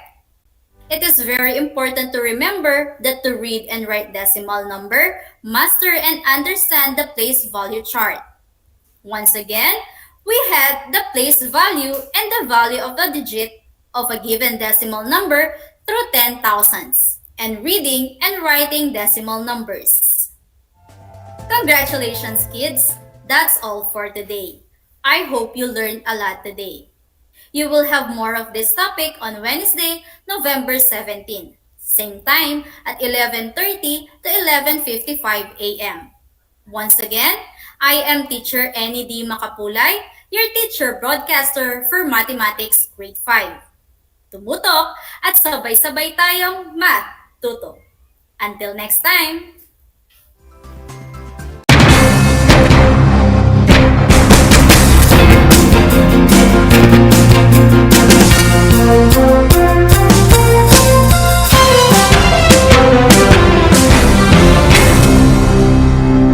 Nais mo bang magpabakuna? Alam mo bang may mga tinatawag na priority eligible groups? Sa bawat priority group, may mga sektor na nakahanay. Kung ikaw ay kabilang dito, wag nang magdalawang isip pa. Halina't magpabakuna na. Simula Hunyo, sisimula na ang pag-roll out ng mga bakuna sa A5 group o ang mga nabibilang sa indigent population. Ito ay ang mga kabilang sa mahihirap na populasyon base sa listahan ng National Household Targeting System for Poverty Reduction o NHTSPR o iba pang verification mechanisms ng local government units. Kaya kung ikaw ay nabibilang sa grupo na ito, tumawag o makipag-ugnayan sa inyong LGU upang malaman ang mga detalye tungkol sa inyong vaccination program katulad ng petsa, oras at lugar kung saan ka magpapabakuna. Humingi ng medical clearance sa inyong doktor kung ikaw ay may autoimmune disease, HIV, cancer, malignancy, dumaan sa organ transplant, kasalukuyang dumadaan sa steroid treatment o nakaratay sa higaan. Huwag kalimutan ang iyong proof of eligibility o mga dokumentong nagpapatunay na ikaw ay kasama sa priority group na ito. Huwag din kalimutang dalhin ang iyong government ID, pati na ang face mask, face shield, sanitizer at ballpen bago ang iyong vaccination. At paalala, pagkatapos ng pagbabakuna, huwag mag-atubiling magtanong na makaragdagang impormasyon tungkol sa bakuna na ginamit sa iyo. Hingin at itago ang contact information ng personnel na tatawagan kung sakaling ikaw ay makaramdam ng seryosong side effects. Huwag rin kalimutan ang vaccination card at alamin ang petsa ng iyong second dose ng pagbabakuna. Higit sa lahat, ugaliin pa rin sundin ang minimum public health standards tulad ng wastong paghuhugas ng kamay, pagpapanatili ng safe physical distancing at pagsusuot ng face mask at face shield. Ano pang hinihintay mo? Tara na sa Vida Vaccination!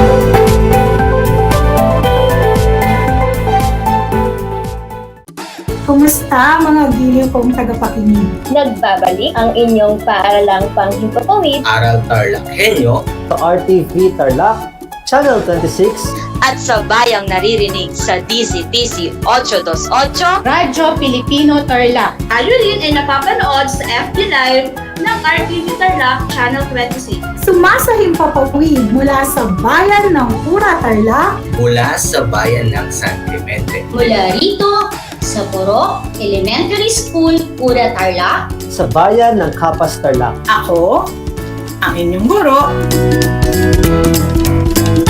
na maghahatid sa inyo ng makabuluhang pagtalakay sa ating aralin.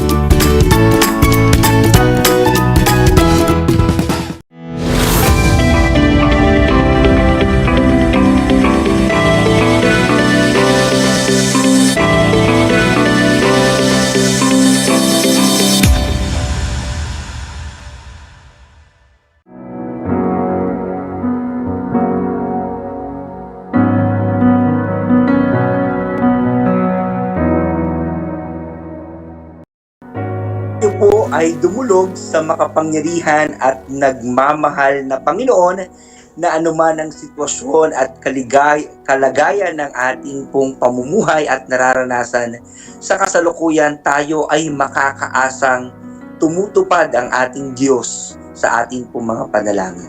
Tayo pong lahat ay manalangin at manampalataya sa ating paglapit sa Kanya. Aming Diyos na makapangyarihan sa lahat, ang amin pong papuri, pasasalamat at pagsamba. Napakabuti mo. Ikaw ay tapat, ikaw ay mabuti, ikaw ay nananatiling nariyaan, hindi nang-iiwan at nagpapabaya sa aming pong mga buhay. Kaya naman dinideklara po namin ang aming pong papuri, pasasalamat, pagsambat, pananampalataya, ikaw bilang aming Panginoon at tagapagligtas ng aming pong mga buhay. Patawarin niyo po kami sa aming pong mga nagawang pagkakasala at pakalinisin sa aming pong pagdulog sa inyong harapan. Hindi po nalilingid sa inyo ang paghihirap ng aming kalooban, ang aming mga nararanasan dahil sa karamdaman, mga agam-agam dahil sa patuloy na pagbabago ng panahon, ng pulisiya, at sa mga maraming katanungan na amin pong na-encounter sa araw-araw. O Diyos, ang lahat ng ito'y amin pong ibinababa at inilalapit sa inyo. Wala po kaming magagawa kung wala po kayo sa aming pong buhay. Hilumin niyo po ang bansang Pilipinas sa anumang uri ng COVID, sa anumang uri ng karamdaman at mga viruses na naglipana, at maranasan ang ganap na kagalingang nagmumula sa iyo. Naniniwala ang bawat isa sa amin na sa iyong mga latay kami magsisipaggaling. Ganon din po, Panginoon, ang aming panalangin na patuloy niyong kalingain ang sinuman na nakararanas ng pagdadalamhati dahil sa pagkawala ng mga mahal sa buhay. Panginoon, matutunan po namin na sa pangyayaring ito, walang permanente sa mundo. Ang mabuhay at ang mamatay para sa iyo ay kapakinabangan, kaya turuan niyo po ang bawat isa sa amin na manampalataya at ipagkatiwala sa iyo ang aming pong mga buhay. Ganon din po ang aming pong panalangin sa Department of Education. Nalalapit na po ang face-to-face, ang inyo pong pag-iingat sa bawat isa sa amin sa mga ginagawang mga polisiya, sa mga ginagawang mga orders. Basbasan niyo po ng kaalaman, ng karunungan ang aming mga leaders at pakaingatan po ang bawat miyembro ng Department of Education, ang mga kaguruan, ang mga leaders, ang mga magulang at ang mga learners. Ang amin din pong panalangin na sa amin pong mga leaders sa bansang Pilipinas, patuloy niyo po silang basbasan ng kaalaman at karunungan. Ganun din po ang aming mga spiritual leaders ay wisdom at direction sa lahat ng ginagawa. Ano man ang aming mga personal na panalangin, ang aming pong pagkataho, pamumuhay sa araw-araw ay aming pong idinudulog sa inyo. Patuloy po kayong manghimasok, mangialam, magpaganda, magpatatag, magpahusay, magpalalim ng aming pong pananampalataya at relasyon sa iyo. Maraming salamat, Panginoon. Ang lahat ng papuri, pasasalamat, ay pagsamba ay aming alay po sa iyo. Ito po ang aming samo at panalangin sa pangalan po ng aming Panginoon at tagapagligtas na si Jesus. Amen at amen.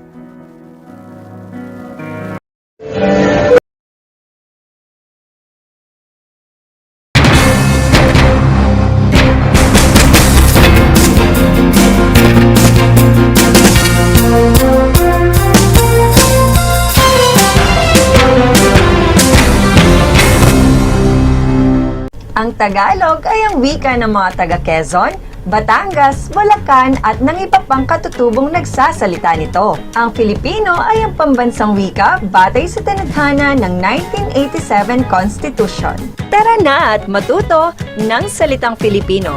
Manood at makinig ng Aral TarlakHenyo sa RTV Tarlac, Channel 26 at sa bayang naririnig sa Radyo Pilipino, DZTZ 828 at napapanood din live sa FB page at YouTube channel na RTV Tarlac Channel 26. Manood at matuto ng ating mga aralin sa Filipino. Dito lang yan sa Aral TarlakHenyo. Ako si Ma'am Crystal May Aquino, ang inyong teacher broadcaster sa Filipino.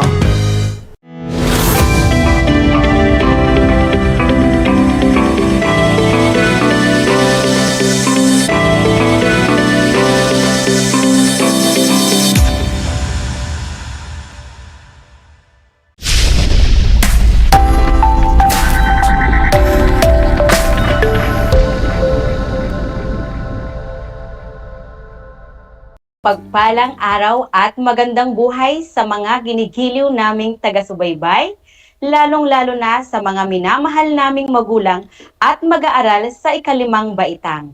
Narito na ang paaralang panghimpapawid na gagabay sa inyo tungo sa tuloy-tuloy na pagkatuto ng Most Essential Learning Competencies.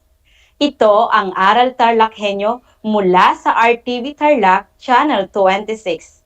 At sa bayan itong naririnig sa DZTZ 828 Radyo Pilipino Tarlac. Ako si Ginang Judy Ann C. Palma, ang inyong teacher broadcaster para sa asignaturang Filipino. Sumasahimpapawid mula sa simpleng bayan ng San Jose, lalawigan ng Tarlac.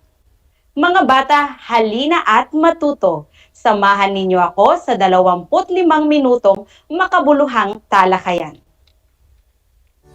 Kumusta na kayo mga bata? Handa na ba kayo? Inaasahan kong kayo'y magiging masigasig na makikibahagi sa ating talakayan ngayon. At bago tayo magsimula sa ating pag-aaral, kailangang siguraduhin nakahanda ang mga sumusunod. Kunin ang inyong module sa Filipino 5, Quarter 1, Module 8.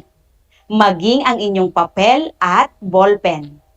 Siguraduhin din na kayo ay nasa isang tahimik at komportableng lugar kung saan malinaw at maayos ninyong naririnig ang ating broadcast. Upang makapagbahagi sa ating talakayan, maaari kayong magpadala ng mensahe sa aking numero na 0930-441-7944. At sa ating Facebook live stream ay maaaring magbigay ng inyong kasagutan sa pamamagitan ng pag-type nito sa comment box. Paalala lamang sa mga magulang na kasalukuyang nakasubaybay sa ating Facebook live stream, mangyari lamang pong gabayan ang inyong anak sa paglalagay ng komento dito. Maraming salamat po. Mukhang handang-handa na kayong matuto ng bagong kaalaman. Kaya umpisahan na natin ang pag-aaral. Inaasahan na sa pagtatapos ng paglalakbay na ito, inyong naibibigay ang paksa sa napakinggang kwento o usapan. Naisusulat mo ng may wastong baybay at bantas ang paksa ng napakinggang kwento o usapan. At nabibigyang halaga mo ang pakikinig ng mabuti sa kwento o usapan. Mga bata, alam kong gustong-gusto nyong makinig ng kwento at yan ang gagawin natin sa araw na ito. Kaya umpisahan na natin ang kwentuhan at pag-usapan natin ito. Inyong buksan ang inyong module sa pahina 5. Simulan natin ang pagsagot sa bahaging balikan. Mga bata, ang pamagat ng kwentong aking babasahin ay Tagtuyot Dala ng El Nino. Pakinggang mabuti at unawain ang bawat detalye. Pagkatapos, mapakinggan, sagutin mo ang mga tanong tungkol sa kwento. Piliin lamang ang titik ng tamang sagot. Tagtuyot Dala ng El Nino. Tagtuyot ang hatid ng El Nino. Dahil dito, bumababa ang water level at nagkukulang sa supply ng tubig sa mga anyong tubig gaya ng mga ilog at batis. Nagkukulang din sa supply ng tubig sa mga imbakan gaya ng Lamesa Dam na matatagpuan sa lungsod ng Quezon at Angat Dam sa Bulacan. Ang mga ito ang pinagkukunan ng tubig sa Kamaynilaan at sa mga karatig probinsya nito. Malaki ang epekto dulot ng El Nino sa buhay ng tao. Kukulangin ang supply ng tubig na inumin, pati na rin ang gagamiting tubig para sa iba pang pangangailangan. Hindi lamang tao ang mahihirapan sa epekto ng tagtuyot. Kung kulang ang tubig, magkakasakit ang mga hayop at maaari rin silang mamatay.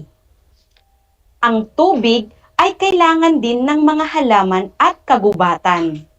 Maraming apektadong taniman kung kulang ang patubig. Dahil sa sobrang init, maaaring mag-apoy ang mga puno at nagdudulot ng sunog. Isang malaking tulong sa panahon ng El Nino ay ang pagtitipid ng tubig. Iwasang aksayahin at gamitin ang tubig sa hindi makabuluhang o mahahalagang bagay. Ngayon ating alamin kung nauunawaan ninyong mabuti ang tekstong inyong napakinggan sa pamamagitan ng pagsagot sa mga tanong tungkol dito. Uulitin ko, piliin ang titik ng tamang sagot.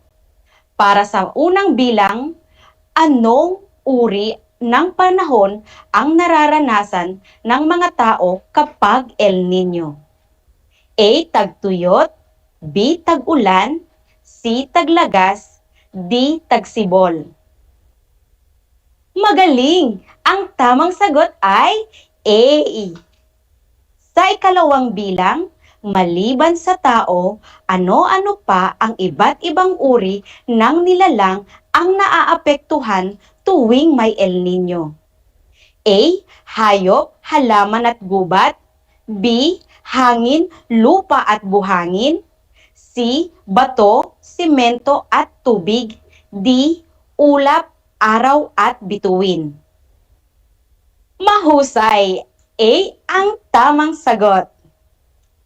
Sa ikatlong bilang, ano ang hindi nararanasan ng tao at iba pang nilikha kapag tagtuyot? A. Paghihip ng hangin. B. Pagdilim. C. Pag-ulan. D. Pag-araw. Kung ang sagot mo ay C, ikaw ay tama. Ika-4 na bilang, ano kaya ang nararamdaman ng mga tao kapag El Nino? A. Giniginaw. B. Masigla. C. Naiinitan. D. Nanlalamig. Sa tanong na ito, ang tamang sagot ay C. Ika-5 bilang, bakit marami ang magugutom kapag tumagal ang tagtuyot? A. Hindi makapagtatrabaho ang mga tao. B. Tatamarin ang mga tao dahil sa sobrang init. C. Kukulangin ng tubig sa pagluluto. D. Mahihirapang magtanim sa bukid ang mga magsasaka. Ikaw ay tama kung ang isinulat mo ay D. Sa ika-6 na bilang, bakit mahalagang pag-aralan ang tungkol sa El Niño phenomenon? A. Upang mapigilan ang lumalalang epekto nito sa buong mundo. B. Upang makahanap ng agarang solusyon sa lumalalang epekto nito. C. Upang maghanda ang tao sa nalalapit na tagtuyot. O D. Upang maging alerto sa lahat ng bagay. Ikaw ay magaling kung ang sagot mo dito ay B. Ika-7 bilang. Ang mga sumusunod ay epekto ng El Niño sa tao, kalikasan at hayop maliban sa isa. A. Matinding tagtuyot bunga ng kakaunting pag-ulan. B. Kakulangan ng tubig sa mga taniman. C. Kakulangan ng supply ng pagkain. D. Matinding pagkulog at pagkidlat. Ikaw ay mahusay kung sagot mo dito ay D. Ako ay nagagalak dahil inyong nasagutan lahat ng tama ang ating balik-aral.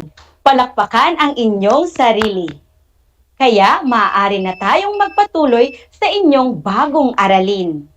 Ang ating aralin sa araw na ito ay pagbibigay ng paksa sa napakinggang kwento o usapan. Kaya ngayon, dumako na tayo sa bahaging suriin ng inyong module na makikita sa pahina 8. Ating alamin at unawain kung paano nga ba tayo makapagbibigay ng paksa sa napakinggang kwento o usapan. Mahalagang malaman ninyo na isa sa sukatan ng isang mabisang pakikinig ang pagtukoy sa paksa o pangunahing diwa ng kwento o seleksyong napakinggan. Ang bawat akda, lalo na ang maikling kwento, ay may taglay na pangunahing diwa o paksa. Sa pagkilala sa paksa o pangunahing diwa, mahalagang malaman kung sino, ano, at tungkol saan ang may akda.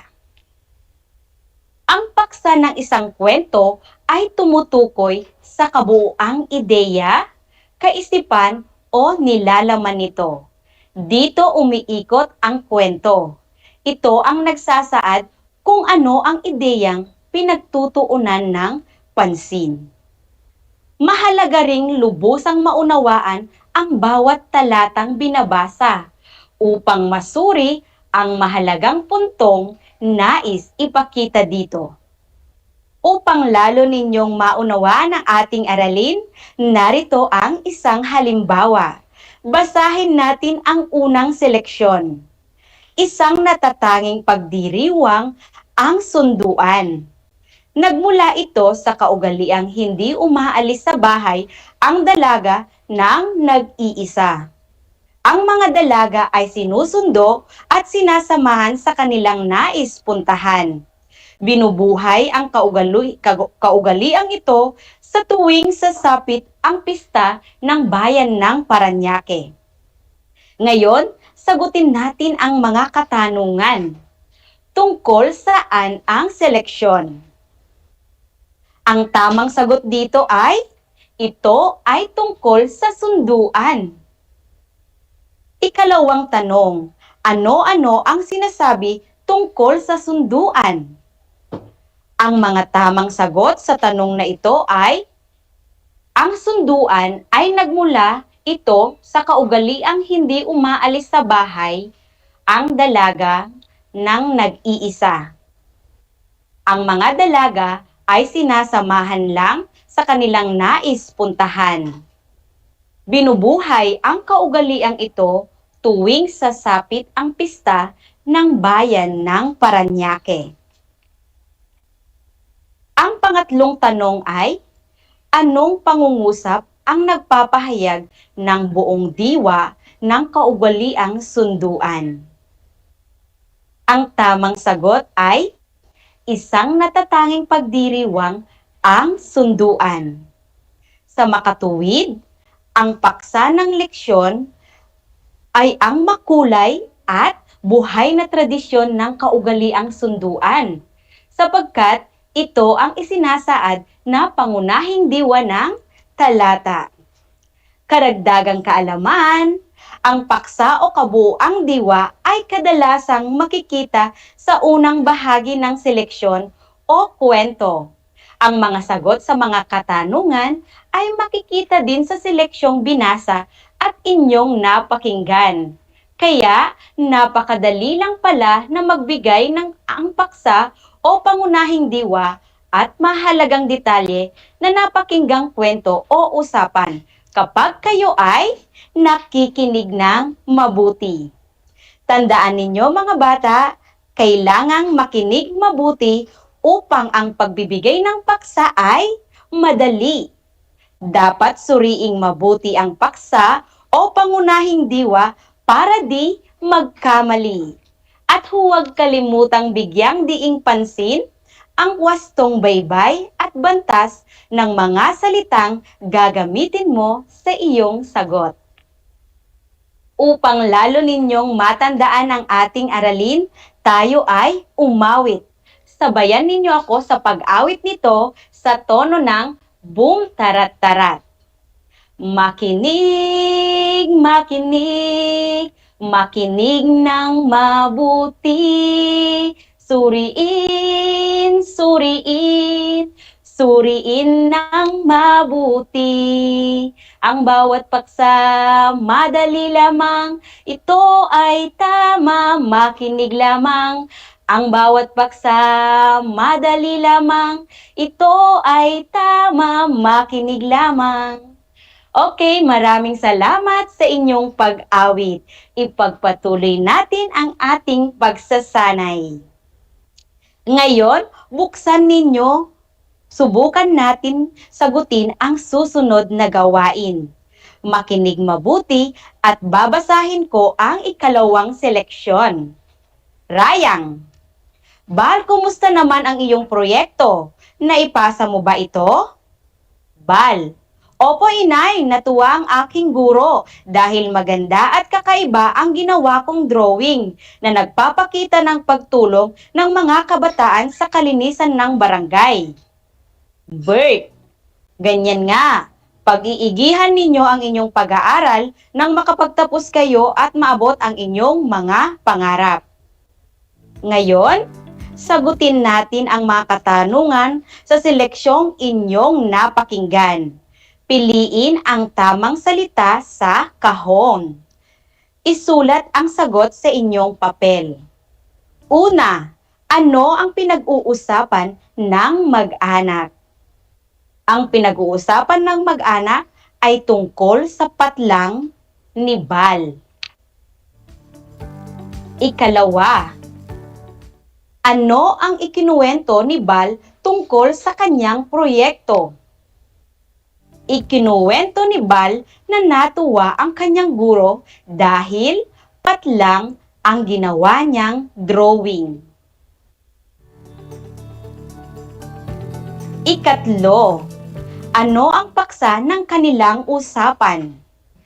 Ito ay tungkol sa patlang na nagpapakita ng pagtulong ng mga kabataan sa kalinisan ng barangay. Mga bata, batid kong kayo'y tapos na sa pagsagot, kaya ating iwasto ang inyong mga sagot. Narito ang mga tamang kasagutan. Sa unang bilang, proyekto.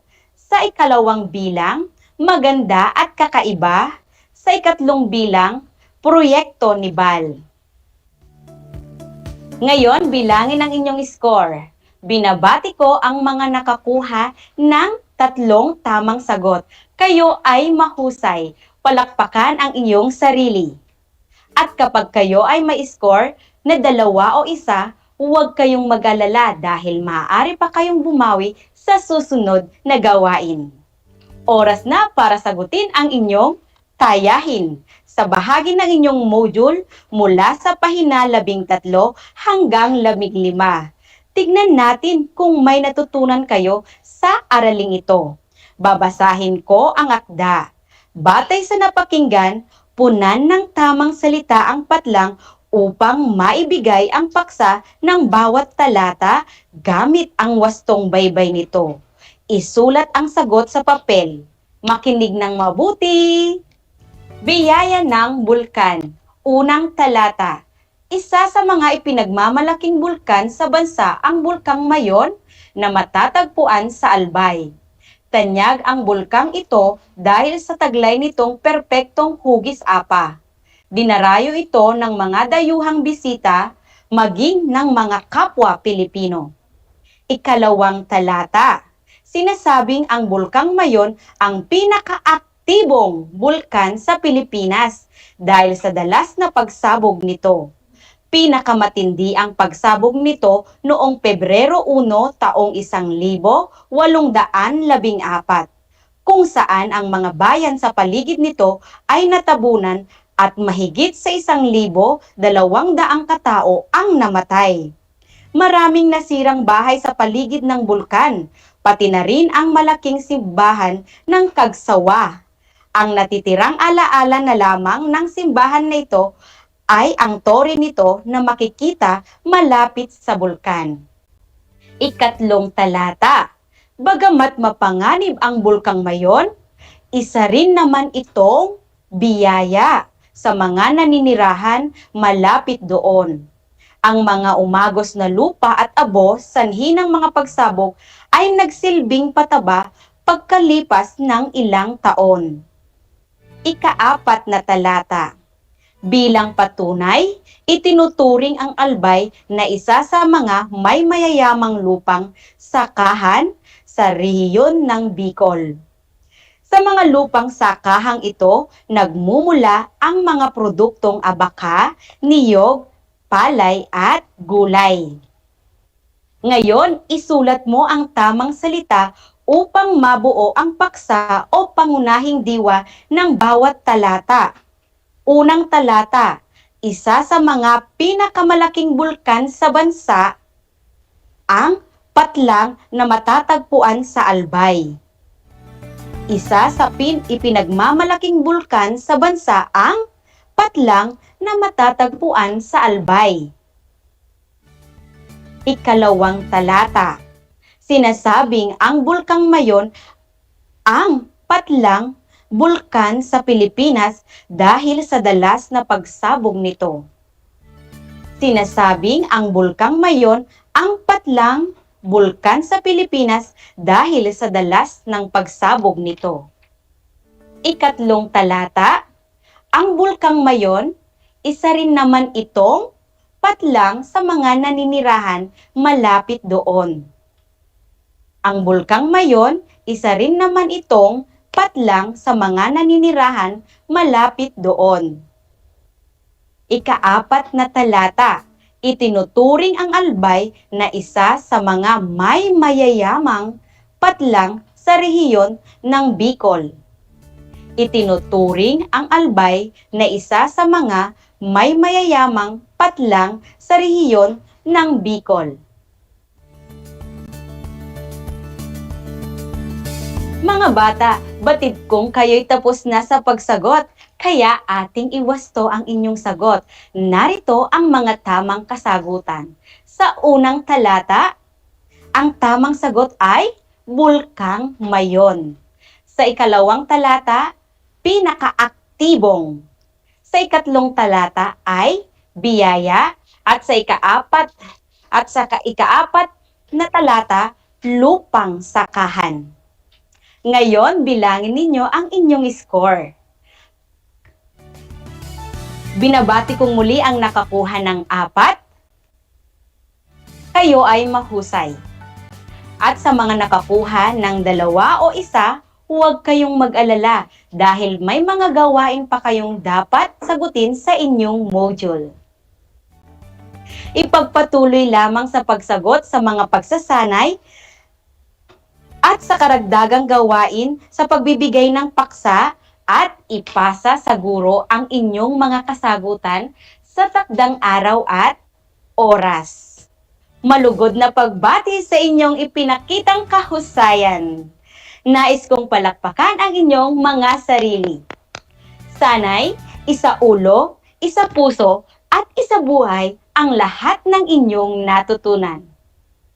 Sa mga minamahal kong mag-aaral sa ika-5 baitang, tunay na isang biyaya ang makasama kayo.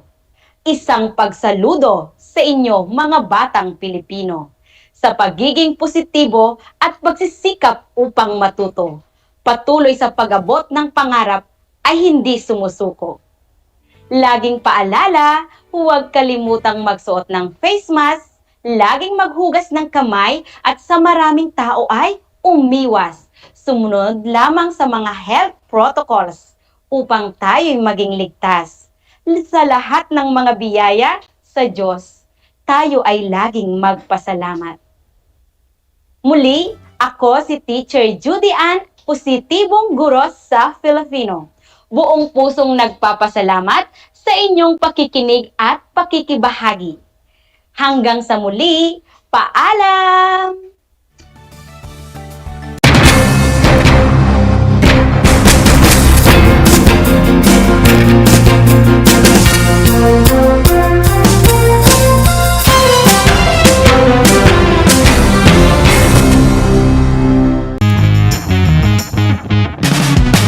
I'm back! This is Sir Z, your teacher broadcaster. Magandang araw mga kapantas!